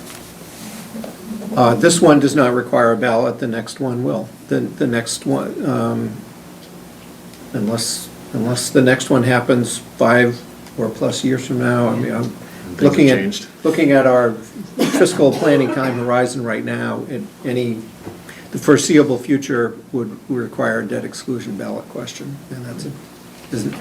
So, Good then? Ready? Ready. Move that the Board of Selectmen vote to. I'm sorry, one thing, because it has a Go ahead. special or annual, that was the only other matter. Special or annual? Special or What we spoke annual, just to put that out there. We talked about that in the meeting we had recently about improving town meeting and the placement of this article. I guess, the discussion was all around having it first or close to the beginning of the meeting. Yeah. I don't think it needs to get into the special. I mean, that's not gonna prevent an application being put in June, right? The No. fact that it's on the annual. It's already in. The application. Right, The okay. application, the application's in. I- Yeah, if you were gonna have. I'm all for getting it as close to the front as possible, but, you know, we start playing games with what goes into a special town meeting. That's, Yeah. I personally would just as soon We're gonna not put get the into sewer that. in the special town meeting. We're gonna put the sewer in the special We town are? meeting. Unless- Why? Unless you wanna spend the money right away, unless you don't wanna spend the money Oh, right away. well, It's a we already separate- have money appropriated from last fall that we Yeah. can begin spending. True. Yes, Maybe except, more. except that we will, if we open bids and you So, need more. so for folks, go ahead. I just had a quick question. Would the June 17th date Didn't know you be would trigger plan that. in any of this? I mean, if the annual, I mean, from a financial standpoint, the annual is generally, starts everything July 1st. Right, there's nothing being committed here, though. I mean, basically, No, there's no there's no appropriation. appropriation necessary. And just so folks know, special town meetings allow us to be able to spend money In the current year. prior to the start of the fiscal year, Right. July 1. Just, so that's the discussion here. Do we need a special or an annual? There's no funding needed in this article, so what I have heard from folks is, let's not take this, let's take it up in the beginning of the meeting. Families have babysitters to contend with, and, you know, elderly folk want to get out at a reasonable time, so that's the only concerns I've heard. Putting it in the annual town meeting is where Yeah, it belongs, I if believe. you put it in the special, you could say that it's gonna come up at 7:30. If you put it in the annual, it may come up at 8, it may come up at 8:30. It's hard to say Another good because point. because you've got, the first half hour, from what I'm hearing, is the master plan update. Then we go to the budget, once we get out of the special town meeting, so that might be Well, 8, that's, 8:30. this board hasn't really set the, where the articles are at this point. I mean, we haven't put in the master plan yet, so Yeah. if the master plan goes after, Yeah, that's in library, the article. I believe that the intent is to put it in the town, in the annual Reports reports, and committees, yeah. which is Article 2. I'm sorry, say it again? My understanding from the Master Plan Update Committee is they don't intend to have an article, they merely intend to give an update under the annual report article, which is Article 2. Which if so, is how we spend our first half hour at town meeting. So, you can still change your, you can still change your mind about. Yeah, we can about put this on the placement. annual, and we Yeah. can get it up, as front as possible without jumping through too many hoops, so let's just do Yeah. that. Just so long as that's, you know, folks have been calling and saying. Yeah, that's fine. So let's just keep that in mind as we set the, as we set the final warrant. Right. Put it that way. Annual. On the annual, So yes. Bonnie, to answer your question, that June 17th date is an MBLC. Well, it says to transfer the slope Date, right. site to another municipal board for library purposes no later than June 17th. I just wanted to make sure that we weren't precluded from doing that if it's on the annual. And I don't know the answer. Well, that was the question we were asking. Well, the vote takes place before then. That's what I thought it was. that- I believe we just need the approval. We're not, don't actually need the The land, we're approval. not building. Yeah, We're not nothing's been building. approved. Right, because you're not getting the land on June 17th or Right, 18th. so leave it at the 17th. Move that the Board of Selectmen vote to insert onto the warrant for the May 1st, 2017 annual town meeting an article relative to the grant application submitted by the library trustees for construction of the new library on a so-called slope site behind the Littleton Town Offices Building to obtain approvals required by the Massachusetts Board of Library Commissioners by no later than June 17, 2017, as follows. A schematic design of said new library. B, to apply and expend grant funds therefore. And C, to transfer a slope site to another municipal board for library purposes, with said vote to be conditioned upon award of the grant by the MBLC and further vote of town meeting to appropriate local funds for the new library, with the form of said article subject to approval by town council. Second. It's been moved and seconded. All those in favor say aye. Aye.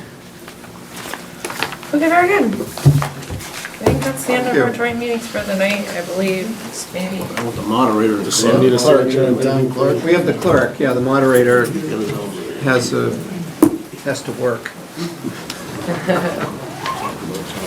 All right, well, we have our town clerk with us. Do you want to come join us? That's the interesting topic, I guess. Thank you very much. Thanks, FinCom. Thank you all. Okay, welcome, welcome. Welcome back.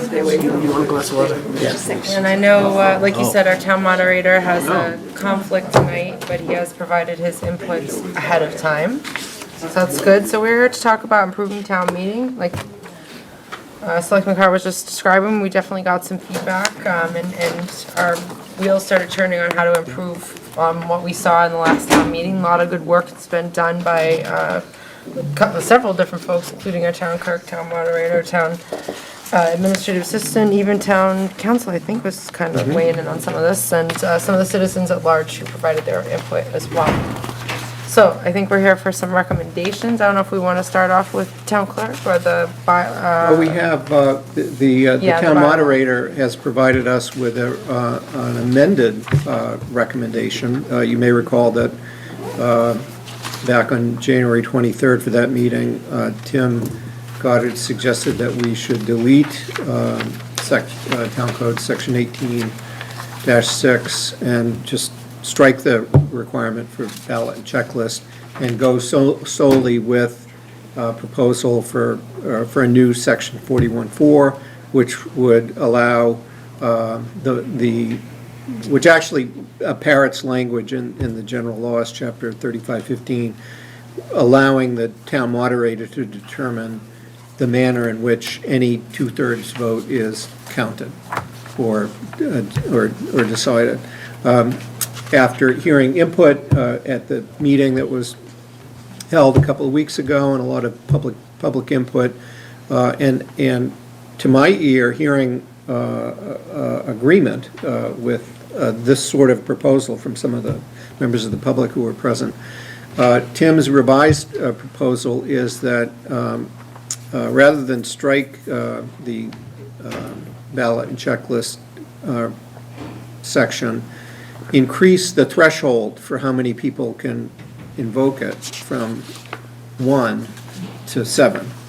That is, right now, the only way you can avoid a ballot and checklist when it's a borrowing article, when we're incurring indebtedness, is with the unanimous agreement of town meeting. So even if one person objects, you have to go to a ballot and checklist.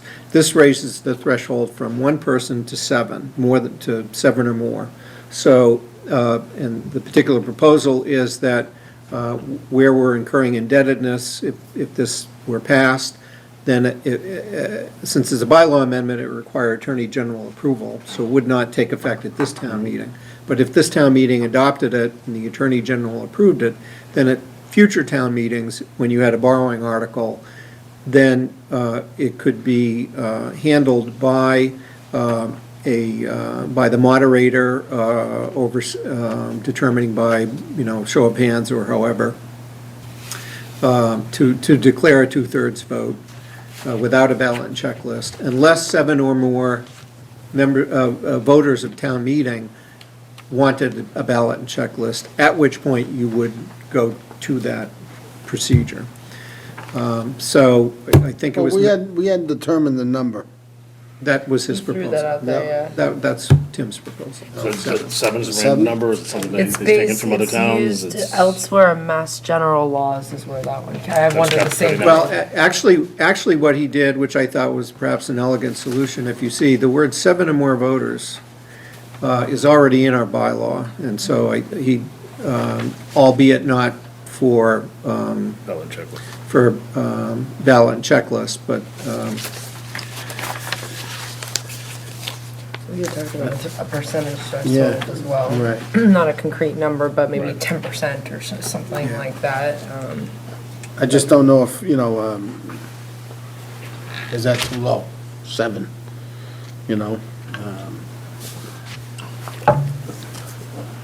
A percentage, I think, would be tough to implement, because what would it be? A percentage of the voting base, the percentage of those who checked in? What if most Checked people in. have left? If you're not in the room, But then you might be down to, right, if you had good point. 10% of 250 people, that's 25, and you get 30 people left, those, We like a chapter 70 formula. right, exactly. Yeah, if you assume, well, assume that, you know, even if, let's say, 100, if there were 100 people at a town meeting, and we don't have a quorum, so if there were 100 people there, then a two-thirds, if you had a quantum of less than, you know, 33, then you don't, What was wrong with this idea, just getting rid of the thing and mirroring the state law? Debating on. Yeah. No, I know, I'm just putting it out there. I mean, I don't see, Madam Clerk, what the, Well, the issue was that the residents that were there, they didn't want to do away with the ballot and check. okay. But that's a very small segment of the Right. population Right. too, I mean, you know. Well, I mean, you the have three to of them that understand were that there the woman before. that actually brought the petition last fall is, if we choose to do away with this, she will be bringing a petition forward as well. So, I mean, you could say 14, you could say 21, I mean, you could pick a number. Yeah. Just so long as, you know, again, where we typically get 200 people, you want to pick a reasonable number so that that you don't need, you know, like 50% of those present to. If you go down that road, I just think, and this is in direct contradiction of the person in question, I don't doubt that, you know, I know that that's why what she was promoting. I think that the ballot and check is the thing that stands out different from the rest of town meeting, and not in a positive way, and that everything else is open, you know, you're out in front of your neighbors and you're voting publicly, and that's the purpose of it, and this is the one thing that's secret, and, you know, plus it's time consuming. But Ms. Fontenot? So, point of clarification, I just want to make sure, it's conceivable that even if you adopt this or some other type of language, we're not abandoning the possibility of using the ballot and checklist altogether. We're abandoning whether or not we need to use it in a particular case if the moderator feels that the vote is going to be so overwhelmingly positive or negative, that the ballot and checklist would be a waste of time. Am I correct? depends on what language It it's Conceivable. depends on what language it is, right Yeah. now, How that, much empowerment we give him. yeah, that's, I mean, that was one option that we talked about, let the town moderator make that determination. But folks still want to be able to say, hey, Correct. one person, well, we're not But gonna say. nothing we're saying here would get rid altogether forever of the ballot and checklist.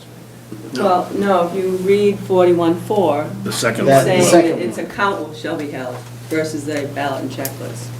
So Jim Clyde will count. So we'll do a count versus a ballot and checklist. Oh, Okay, thank you. So we might get rid of it altogether. If we. If you delete section 18.6, then, And adopt 41-4. yeah, then you wouldn't have a ballot checklist. And just quick check on how many borrowing articles we're going to have on this warrant. One, for Joyce Williams, which was a unanimous vote at the November town meeting. You know, they're few and far between, but when they happen, I mean, it was a perfect storm last town meeting, you know. And The majority said yes to the fire department, but because there were one or two people that said no, we had to. But that's why at this town meeting, you'd have, you know, at the May town meeting, it seems like it might be a window of opportunity to make a bylaw amendment that would then be in place for the future, because we're not gonna trip over ourselves with a lot of borrowing articles at this town meeting. See, I have no problem with the ballot if people are asked to do it. I just don't want one person to determine that we have to do it. So if you want to increase the number to 10 or 15, then, Yeah. And I think some of during the meeting, Madam Clerk came up with some great ideas in regards to the ballot and checklist, so, if you wanna. yeah, so what we're doing right now is, I have a young gentleman who is looking to get his Eagle Scout, and he is making us 8 ballot boxes. So what we are going to be doing, if we get a large turnout, is we will have 4 boxes in the gymnasium and 4 boxes down in the cafeteria. And what we will have is when you walk in, you will get a list of where you will actually be voting. So You'll be assigned a box. Yeah, you'll be assigned a box. They'll be numbered 1, 2, 3, 4, 5, 6, 7, 8. Right now, I'm working on trying to figure out whether it will be done by street or by last name. I've gone over the last 5, I'm working on right now, the last 5 town meetings to figure out, is it last name or street, to figure out who voted. You know, is it mostly A's under last names or B's or C's, to figure out how it best works. And in a perfect world, I'm never going to be able to come up with the best solution, but I'm going to try and get what works best. And obviously, looking at Maytown meeting, we have one vote that I think is going to, as we all know, is going to bring a big draw. It's going to be the library. So, you know, if the vote comes down to it, somebody can request a ballot checklist. Right, at this At next this town town meeting. meeting for the library. So we may have to go to a ballot checklist for that vote. And so Be a good test. it'll be a good test. So Takes we'll more have than it, one, though. you know, and so, Takes more than one to request it, because it's not a borrowing article. Right. So it's at the, right. So, So here we go. No, it's the majority. Yeah, so, But that's we the go. moderator asking it, Yeah. making that determination. yeah. so here we go. And as well, the Joyce Williams, and who knows how that will go. You know, we're gonna do the best we can. We'll have the 4 aisles in the front, and we'll have an actual map for them to be able to say, this is where you're gonna be voting, and this is how we're gonna do it. We're gonna try and use a group to lead them, to show them where they're voting and all that, but we know how directions are, and people don't always listen, and they're still gonna, you know, perhaps not go to the right place, and, you know, but something we also have to understand is, we're trying to get more people out to vote. And our location that we have is the school, and the larger the groups, we have to stop and think about, if we do keep getting larger groups to come out to our town meetings, we have to think about, what are we gonna do? If we get the 800 and 900 people coming to our town meetings, we've gotta think of a larger location. Chapman Square. So, Not you know, just- we Not as are, big as you know, it takes a long time to get in there. we have been, I've been talking with Kirby, and right now, we're kind of working on a solution as to, we're obviously gonna have to have somebody down in the cafeteria if we do have an overflow. We're working on how to be able to, we're getting another screen so that they can see us in the cafeteria. We're gonna be able to, Closed circuit. yeah, to be able to see them speaking, so it's gonna work that way, if we do have the overflow. Next year, you can do alumni field. Yeah, so, That's how the one town in Middleborough, they had their, You must have heard me. when they adopted a. So we'll wait until that next year, though. So essentially, Casino, yeah, high school. based on what we see up there, the numbers, you can do the checklist Yeah. without any implementation of a bylaw change. that's so- correct. Just so folks know, Yeah. you know. Yeah, I mean, we only had the 4, I mean, it's gonna cut I mean, you're still gonna have a line, if we have 900 people, 800 people, you're still gonna have a line, but it's cut in half. Right. Unfortunately, I can't look into a crystal ball and say, oh, I've got them, you know, I've got This part of the alphabet's gonna be. alphabet, you know, cut down right, or you know, whatever, but I'm gonna do my best to try and figure it out, but you know, there's still gonna be glitches, but. Only use the data you have. That's all you can do. That's all I I can do. mean, you could use like poker chips too, and, you know. I mean, one of the There's other rest systems. suggestions was to use paddles, different colored paddles. Like an But auction? I said, my comment was, and who's gonna Get hit by a regulate paddle. the neighbors that are whacking each other in the stands? Because I'm not gonna. Well, I'll tell you, regulate. it does get warm in there, so it could double as a fan. Multifunction. Or, you know, using. Green is colored- go, red is Yeah, no. Yeah, using colored paper and things like that. But, you know, I think this is one step to go forward, you know, using the 8 ballot boxes is a step forward. Other than that, Your comment, Yeah, a question, Mr. Zeldin? Maybe, yes, Madam Chairman, this may be stating the obvious, but what I pick up in the neighborhood is less interest, they're interested in the mechanics, but many citizens are reacting to the feeling that secret ballot is being violated. In other words, they feel that the crowd effect, when you get large numbers of people who appear to be very much in favor of a particular item, overwhelm and, shall we say, suppress. So I'm thinking of customer service, that the interest in a secret ballot, anything that affords it, gives many, not necessarily all, or a majority of voters comfort. So however it's presented, it may be worth keeping in mind that there are some citizens, some fragment of citizens that are very concerned about the value of the secret ballot. It's unfortunate. We Mystification. did hear some of that. Thank you. So I guess the only input, my final comment is, as Mr. Knox said,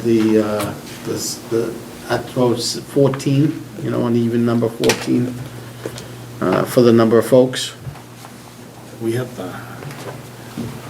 the form of government is open town meeting. This is the form. I mean, we have things in place to try to help the process, but, I mean, to make vast changes because 4 people are at a meeting, I would caution us to go into this lightly and delicately and give it careful consideration. I just. What are your concerns, Chuck? What are you saying? I mean, the concern was that one person could throw it into a ballot question. Yeah, I definitely don't want that. So bumping it up to 14 gives it, at least. I like at least 14 better than 7. I agree. So- I'll restate my preference and take a little jump. I would be comfortable with getting rid of the ballot and checklist altogether, but I would be just as happy of taking the medium step of going to 14 and see where that gets us. Okay. I was reacting more to Mr. Zeldin's comments than your comments. Oh, I got you. Just delayed. I mean, I agree with you on a philosophical level, Chuck, exactly. I mean, when you're at town meeting, you're essentially one of the legislators of the town, and you're supposed to be, everybody ought to be able to see who you are and how you're voting, and that's different from going into a ballot box and voting in private. Or representative town meeting. Right. All right. Okay, so I we think- got increased to 14. 14, We got the boxes, which we get is a good 21? idea. Maybe paddles in the future, but not right now.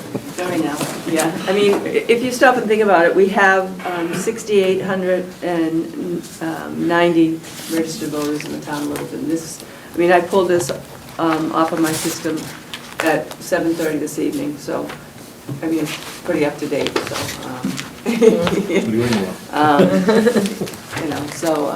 Who knows how many of Who those? knows how many's gonna show up.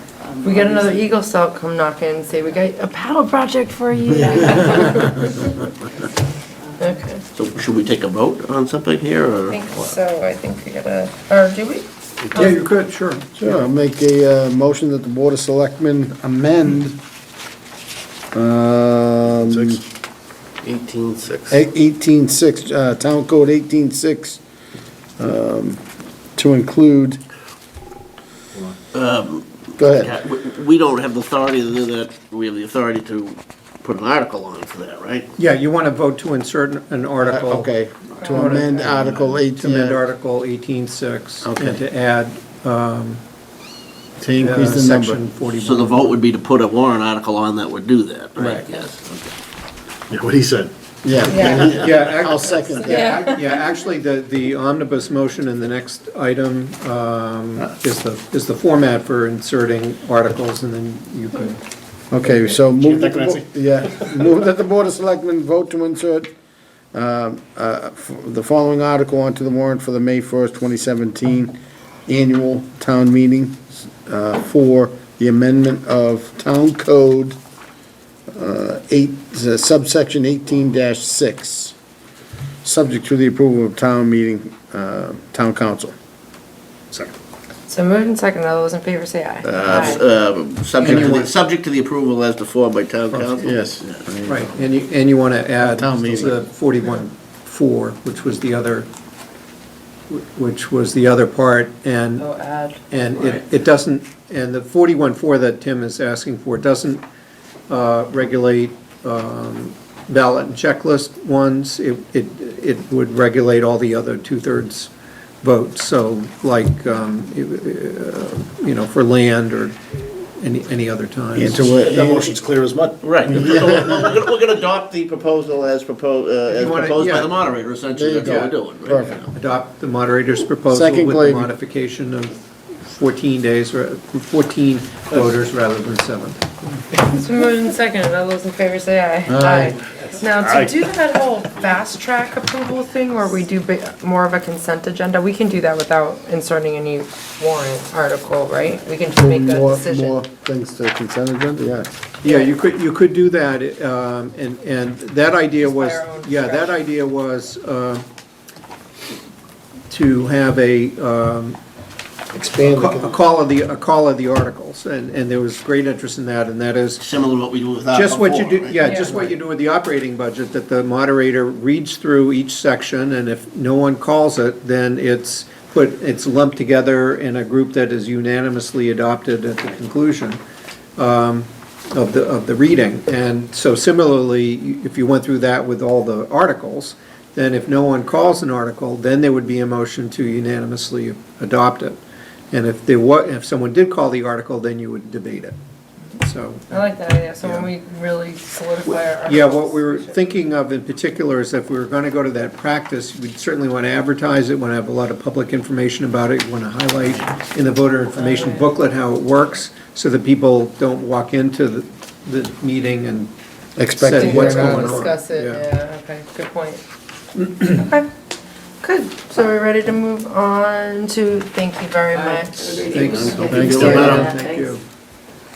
All right, speaking of which, how about we talk about town meeting warrant articles next, item 6. So you've marked in bold which ones we have already inserted starting on page 1, and the ones that are not bold are still out there for us to discuss and insert potentially. That's correct. The ones in bold you've already submitted, and at least for discussion purposes, we're looking at, for the special town meeting, the library one will be in the annual, got that. But there were 2 capital projects which we asked you to consider for the special town meeting. One is for the supplemental amount for the Littleton Common Sewer Study, and the reason for that is, if we're going to be opening proposals later this month, and while there is a structure in there for, base bid and bid alternates and so on, if you have a scope and it requires more money than we have in hand, rather than wait till July 1st, you'll want to be able to proceed with the project right away, on May 1st. So the thought was, well, that would be a reason why you should put it in the special town meeting. Because we'll have a bid in hand from the proposer. So that's something to think Okay, about. that just caught me off guard a little bit earlier when you raised it, so it's an interesting point, but the money that was already appropriated last fall wouldn't be enough to, Well, we don't know. We won't know until we open the bids. well, we know it's not gonna be enough to cover the whole project, but we could also pretty much assume it would be enough to cover from March until July, wouldn't we, I or won't be able to sign a contract for the full scope. until you have the full until I have the funding? Full funding. All She can- right, so yeah. are we now anticipating that this will be paid for in 2 chunks rather than 3? Because we were, at one point, at least I was talking to the town meeting last fall about getting 3 levels of Well, appropriation. we don't know. What we do know is Bonnie can give you another 200,000 Right, now. gotcha. So whether that total. So stop talking. Of two. No, I got Whether that total of. The lady said yes. Yeah, whether that total of 452,000 is enough to do it all, we will better know when we look at the proposals that we'll open prior to our next meeting. Anticipating that I'll get asked questions about it, I'd kind of like to know what I'm talking about, Yeah. that's all. And then the other one was the local match for the Elder Services van, since we want to take delivery on it in June. We talked about We'd that like to get the earlier local today. match. To get the 80 grand worth of So, van. so you'd already voted to insert an article for the capital plan, but just to call to your attention, here are two particular capital projects that you should think about with, placing in the special. Okay. So is the sewer going into the special? I'm okay with that. I I have think no you should, problem. I think it should go in the special. I think it'll be safer to, if you want, we have a better chance of being able to proceed with the project without delay if you put it in the special. I understand that entirely. I guess the point I'm trying to make is what Selectman Carr had said earlier, from what everyone had said, they want to go to, be out of there early. Is this could take a while, and then you wouldn't get to the library until who knows when. This is my anticipation. I don't know how much we should be in the game of, of deciding in advance which, articles are gonna attract a lot of attention. Obviously, the library will, but if this is too, well, isn't that another argument to have both of them up front then? Well, I mean, that's why my suggested order was you put the library before the sewer. Okay. So, and you put them in the special. Yeah, but there was no real logic to putting the library into the special, other than expediency. Accommodation. Other than timing and being, and we have done that, but we have done that before. In 2010, we had a room full of people that we knew wanted to vote on the Littleton Common zoning, and we knew that zoning came up at 10:30 at night, and it was too important. When there's nothing about zoning that requires special town meeting, but we made the conscious decision that by putting it in the special, that important discussion would occur at 7:30. All right, well, that precedent occurred before I was here, so if that's already been established, then I have less of a problem with it. I did, once upon a time, you didn't have much on the special, and it was for particular reasons, putting things there, but, I'll defer to whatever the board wants. Stupid question, and PJ, if you're special. lost, Go special. don't dump me. The annual report, can that not be item number 2? Could that be bumped later in the agenda? Because that's a good half an hour. Well, Well, that's, if we move it to the special, then just let the annual go as planned, as The library, you mean? Keep it as Keith had suggested. if you want to put the library in the special, Yeah. then you can tell people 7:30, 7:30, we're doing the library. Let's go. Because there's no way for us to guarantee a time. Right. A special on one night and then come back the next night. Accommodating people is one thing, and I'll go along with it, but encouraging people almost to just drop in for this vote and then leave, should we really be doing that? I mean, that's, whatever. No matter what Like happens. backdraft, if we have to go, they coming? Yeah, right, there you go. What'd you say? It's like backdraft, you go, we go. As I say, I'll go along with it. I hope we don't get into the business of doing too much of that bouncing articles around and I stuff. think in this case, where that people want, I mean, you're talking about babysitters, you're talking about people wanting to know when it is, and Tonight. I think that, Once an agenda item got met, boom, Yeah. place cleared up. and once that agenda, item got done. Yeah, that's true. Defense rests. I'll stipulate. No, I'll stipulate. I wouldn't have a problem with what you, philosophically, I understand what you're saying. I have no problem putting on the annual town meeting if you put it way up front. And just like you said, Article 2, that might take a long time because reports of PJ's committees. Because PJ's talking? Sorry, But- PJ. Point being, if, going by what you said, if you want to put it up front, I'd put it ahead of some of the ones that are there. Yeah. I think all our other efforts to condense town meeting and make it more user-friendly should be toward an ultimate goal of making everybody want to come at the beginning and stay to the end, because it's not going to be that long. It's only going to go from 7 to 10, and then you're out of there, That's a happy land to serve about. If we serve coffee and cake at 9:30, maybe they'll stick around. Hey, I think the tap in the square is starting to sound better and better. All right. Okay, So, so, it's, all right, I'm gonna make a motion, see if it gets seconded. Move that the Board of Selectmen vote to insert the following articles to the warrant of the May 1st, 2017 special town meeting. Article 4, library building project condition approvals, A, schematic design, apply for and expend grant, C, transfer slope site, 2/3 vote. And Article 5, 2017 capital plan amendments, Littleton Common Sewer supplemental funding, and Elder and Human Services van local match. Second. Moved and seconded, all those in favor say aye. Aye. Okay, are there any other articles we want to talk about tonight? You could do, if you're okay with it, you could do the capital projects as submitted by Bonnie tonight, unless you'd like, unless you think Unless it's he's for good on that. discussion. How does that leave the tax discussion?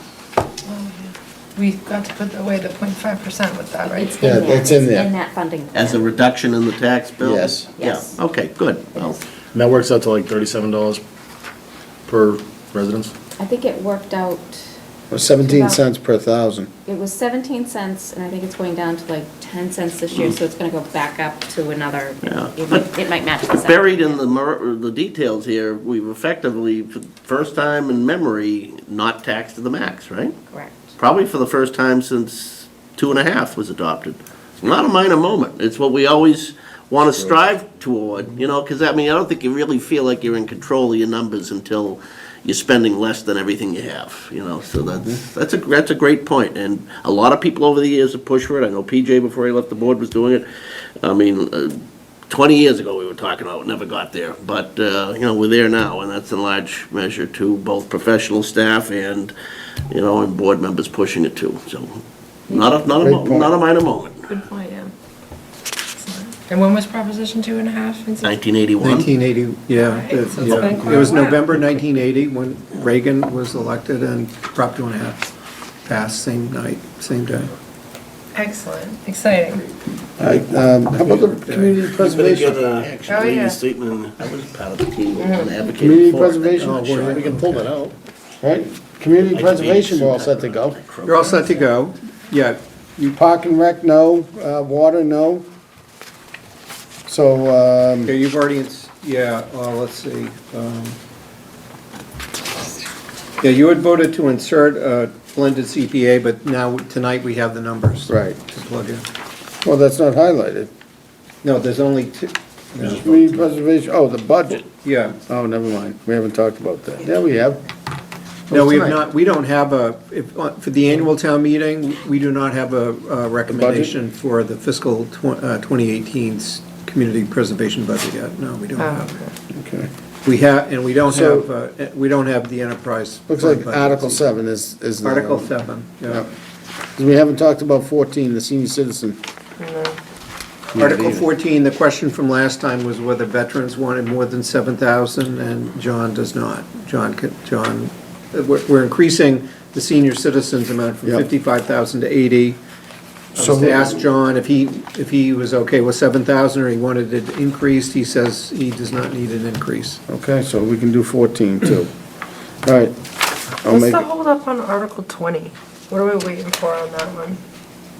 The Harvard Road for Mill Pond Restoration Project, that was a bunch of water. basically.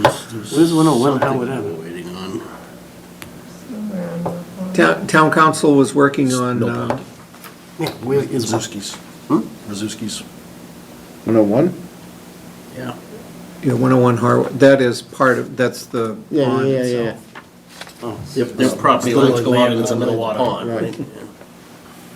Town council doing something on that one He before was we- working with Must have been some the, knocks he was that sold working it with to the him. owner on the form of Must the have been some agreement. knocks that Okay. sold it to them. We'll So have not- that, we'll not have that ready. for next time. All right, move that the Board of They did Selectmen. own part. That's what I thought. You ready? Uh, Go ahead. What about 25, the all alcohol? We were talking about what, potentially adding 2 more? Is there anything more we need to talk about on that? Did we ask for that? Yeah. You didn't, No. you didn't say how many you wanted. if you Right, I mean, wanted. I'm advocating 2, but that's whatever. I would agree. What do we need to do? I don't think we've What's- talked about it, have What's we? the We've been next talking about step? this. Yeah, we talked yeah, about we it did. last time. We did? You at the last meeting? Oh, no, it was, wait, Maybe I wasn't here. Yeah. we that's right. definitely did talk about it, I Yeah, forget. I wasn't here. That's why we didn't vote it, because not everybody was here. Only had but you 3 were. here That's last right. time. That's right. But consistent with the, when we were awarded the liquor license we had initially discussed. 2, but then it was turned down at town meeting. No, I'm talking about after that, just within the past couple of weeks. Okay, yeah. So, What's We the had a next discussion step? about adding an article to go after more, so. Yeah, that, there was you know, discussion on that night when we had the 3 public hearings. And then we had a So I made follow-up I made a discussion. note to myself and drafted an article and brought it to you in the last 2 weeks ago. draft set, Yeah. yeah. So do we need to schedule time to talk about it, or That's can we just probably talk the thing to about do. it? If yeah, people aren't ready for it, then let's do that. Okay, Keith, can we also talk about that? Sure. Thank you. Yep. Anything you don't insert tonight, you will definitely talk about It's 2 not weeks going from away tonight. until we dispense it. It's your last regular meeting, because the 13th is your last regular meeting before the warrant closes. Are we done, as town council figured out 19, the town hall, middle school, and Russell Street parcels? We have the form, but we're working on the survey. Okay. All right, so it looks like 7 and 14 we can do tonight. Move that the Board of Selectmen vote to insert the following articles onto the warrant for May 1st, 2017 annual. Article 7 is FY 2018 capital items from available funds. And Article 14, senior citizens, 80,000, and veterans, 7,000 tax work-off abatement programs. Second. So moved and seconded, all those in favor say aye. Aye. Aye. All right, very good. Thank you. Is that up next time? So, I'm just gonna put those real quick, the green community here. Take it away. Go ahead, take it away. Okay, I'm in charge now. Yes, you are. we had Great, General A. He's waited for this moment. Clancy, Maine, has put together for your consideration a grant application for year 2, the Green Communities Program. And Clancy had also prepared our year-end report for year 1 and had assembled the information from the affected departments, reviewed it with the State Department of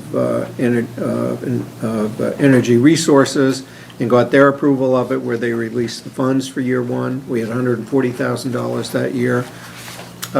We are eligible because we completed year 1 and spent all the money, and to their satisfaction, we are eligible to submit a competitive grant application beginning this year. So we're going for the full amount of $250,000 for 3 projects. One for the town to complete LED streetlights. The other is for, and that's $60,000. The other is $129,000 for the water department for energy upgrades for the Spec Pond treatment plant. And the remaining $61,000 is for school LED lighting projects. One of the things we learned from year 1, where we had a lot of individual projects, is fewer projects, fewer large projects, because they're easier to administer. The application that you see in your packet is, or rather is attached. I was pleased to see, and I wish I had thought to put it in the PowerPoint presentation, but in here, you've got some charts that show the changeover of streetlights. We will have gone from having no LED streetlights to having 100% of our streetlights as LED, and as a result of that, we're seeing precipitous decrease in the wattage, that we're going from 300,000 in our baseline year down to 104,000 by the time we fully implemented the conversion. Boy, are they bright. And they last I wouldn't forever know. too, right? I know, Won't be well, changing there- them. there's Yeah. some that need to be added on particular streets that we'll have to talk about. So I want to commend Clancy for the work that he's done on this. He worked with the Main man. Yeah, but, For now. We got another main man starting very shortly. yeah. Right. You don't have to change your name, though. Yeah, Nice work. Nice work. very good. Ready? Move that the Board of doubly rated. Selectmen vote to authorize submission to the Massachusetts Department of Energy Resources The Town of Littleton's Green Communities Year 2 grant application for energy reduction projects totaling $250,000, including $60,000 of town LED streetlights, $129,000 of LWD spectacle pond treatment plant upgrades, and $61,000 for school LED lighting projects. Moved in second, all those in favor say aye. Aye. Very good. Thank you, thanks. Thank you. All right, bond anticipation notes for $870,000 at 1.25% for water betterment. And the bond anticipation notes that are in place are retiring and need to be Yeah, I think extended. the last one was 0.84%. Rates are ticking up a little bit. The roadway ban we did last September came in, I think, at 0.90. So we are seeing an increase in rates, but our bond rating is very good. and so- 125 is, Yeah, yeah, that's not bad. That kind of jump from, what do you say, 0.85 to 1.25, that doesn't change much of your projection, too small to change projections as far as? This debt is entirely paid from the water department. Okay. So it is, and paid by the betterment for the Right. program, so. Do we similarly, just looking ahead, do we have other bands of our own that'll be coming up for? We have, alumni that we're Yeah. debating whether we actually place for a short-term bond or keep rolling as a band. We might place it as a bond Yeah. because the environment now. The fire station, obviously, Right. that'll be a long time. And we have some roadway bands that are still rolling. There's a few things that got under review. But you're monitoring Yeah. the rates, obviously. Like I said, we're now looking at alumni, like, it might be worth just taking advantage of the rates now and Go short term. placing it. Ready? Move this Board of Selectmen vote to approve the sale of $870,000 bond anticipation notes for the town for the water mains authorized by the May 5th, 2014 special town meeting, Article 4, dated March 2nd, 2017, and payable March 2nd, 2018 to Unibank for savings at par with net interest cost of 1.25%. Moved in second, all those in favor say aye. Aye. Nancy has some paperwork that you want. Well, it does. Send it on down. Jim needs a pen. All right, so last item under town administrator, assistant town administrator for finance and budget, and that is. Well, which is, in the future, we'll have to change what the title of this agenda is, to town administrator, assistant town administrator in the future, but. And then I don't have to remember what all the letters and the acronyms stand for. Right, it just means Bonnie. And I just wanted to put this by way of update to reintroduce you, of course, to Anthony Ansaldi, who's here with us, who has come back, and more importantly, has signed up with us. All right, that was the big question. And that he accepted the employment offer on Friday. You voted on Thursday night. By Friday afternoon, he was signed up and ready to go, and the start date that we've targeted is 4 weeks from today. 4 weeks. Nice. So we see you showed up Get my here. pen back. Sorry. That never really was. Well, congratulations, Delighted. Anthony. We're excited to have you on board. Look forward to working with you. Yeah, thanks for showing up tonight. I don't know if you went back and watched the tape, but it was unanimous. We all arrived at the same place, and as you Yeah. can see, we come from different places. Well, I want you to know when I called him right after the meeting, that he said he had already found out, because he had a buddy watching online. Watching the count, and I thought, yeah. Mine, really? Yeah. Oh, cool. Technology. Now, do you I think it's prefer, gonna stick. do you I thought it was prefer bad. Anthony or Tony? Or does it matter? It doesn't matter. When I was at the Department of Revenue, they called me Tony, and then when I went to the sheriff's office and to Brookline, it was Anthony, so Right. I'll answer to either. We answer a lot of things, too. That's right. Yeah. Right. It's true.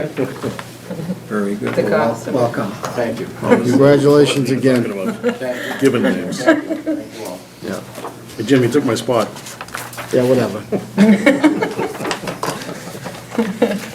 Our car play here. All right. All right, so if he's the main man, you'll be like AA bond rating or something like that, right? It's your middle name. That's downgrading us. I don't want, we Yeah, triple exactly. A, You right? need to have an A middle Well, name. he's gonna earn the third A. All right, very good. Thank you and Yeah, welcome. thank you very much. So Thanks for being excited here. to have Certainly didn't have to be here tonight. We appreciate you coming out. Absolutely. you. A lot cooking, so we'll hit the ground running. Minutes. Any issues with the minutes for February 7th? Yes. February, go ahead, Mr. Glady. Page 4, when we were discussing the common sewer strategic plan, I'd just like to have it noted in the first paragraph there that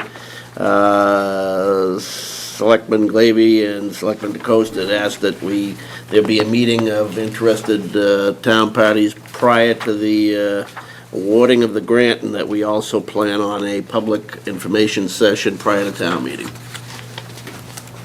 We'll be at it. That was actually on the 13th, right? So, February 7th, you're okay with? There's two sets of minutes here. Oh, yes, that was on the Yours 13th. is Yep, okay. that was the only one I had a problem with. Okay. I wasn't here for one, so I can go aye. All right. Move that the Board of Selectmen vote to approve the meeting minutes for February 7th, 2017, and February 13th, 2017. So moved and second, all those in favor say aye. Aye. Thank you, Nancy. All right, and that leaves us with executive session. Move that the Board of Selectmen vote pursuant to Mass General Law, Chapter 30A, subsection 21A, Clause 3, to go into executive session to discuss strategy with respect to collective bargaining with towns union, since an open meeting may be detrimental to the effect on the bargaining position of the board, and not to convene in open session thereafter. Selectman Knox. Aye. Selectman Carr. Aye. Hebert. Aye. DeCoste. Aye. Glavy. Aye. Thank you very much, folks. We get selectmen, we just Hit get the switch.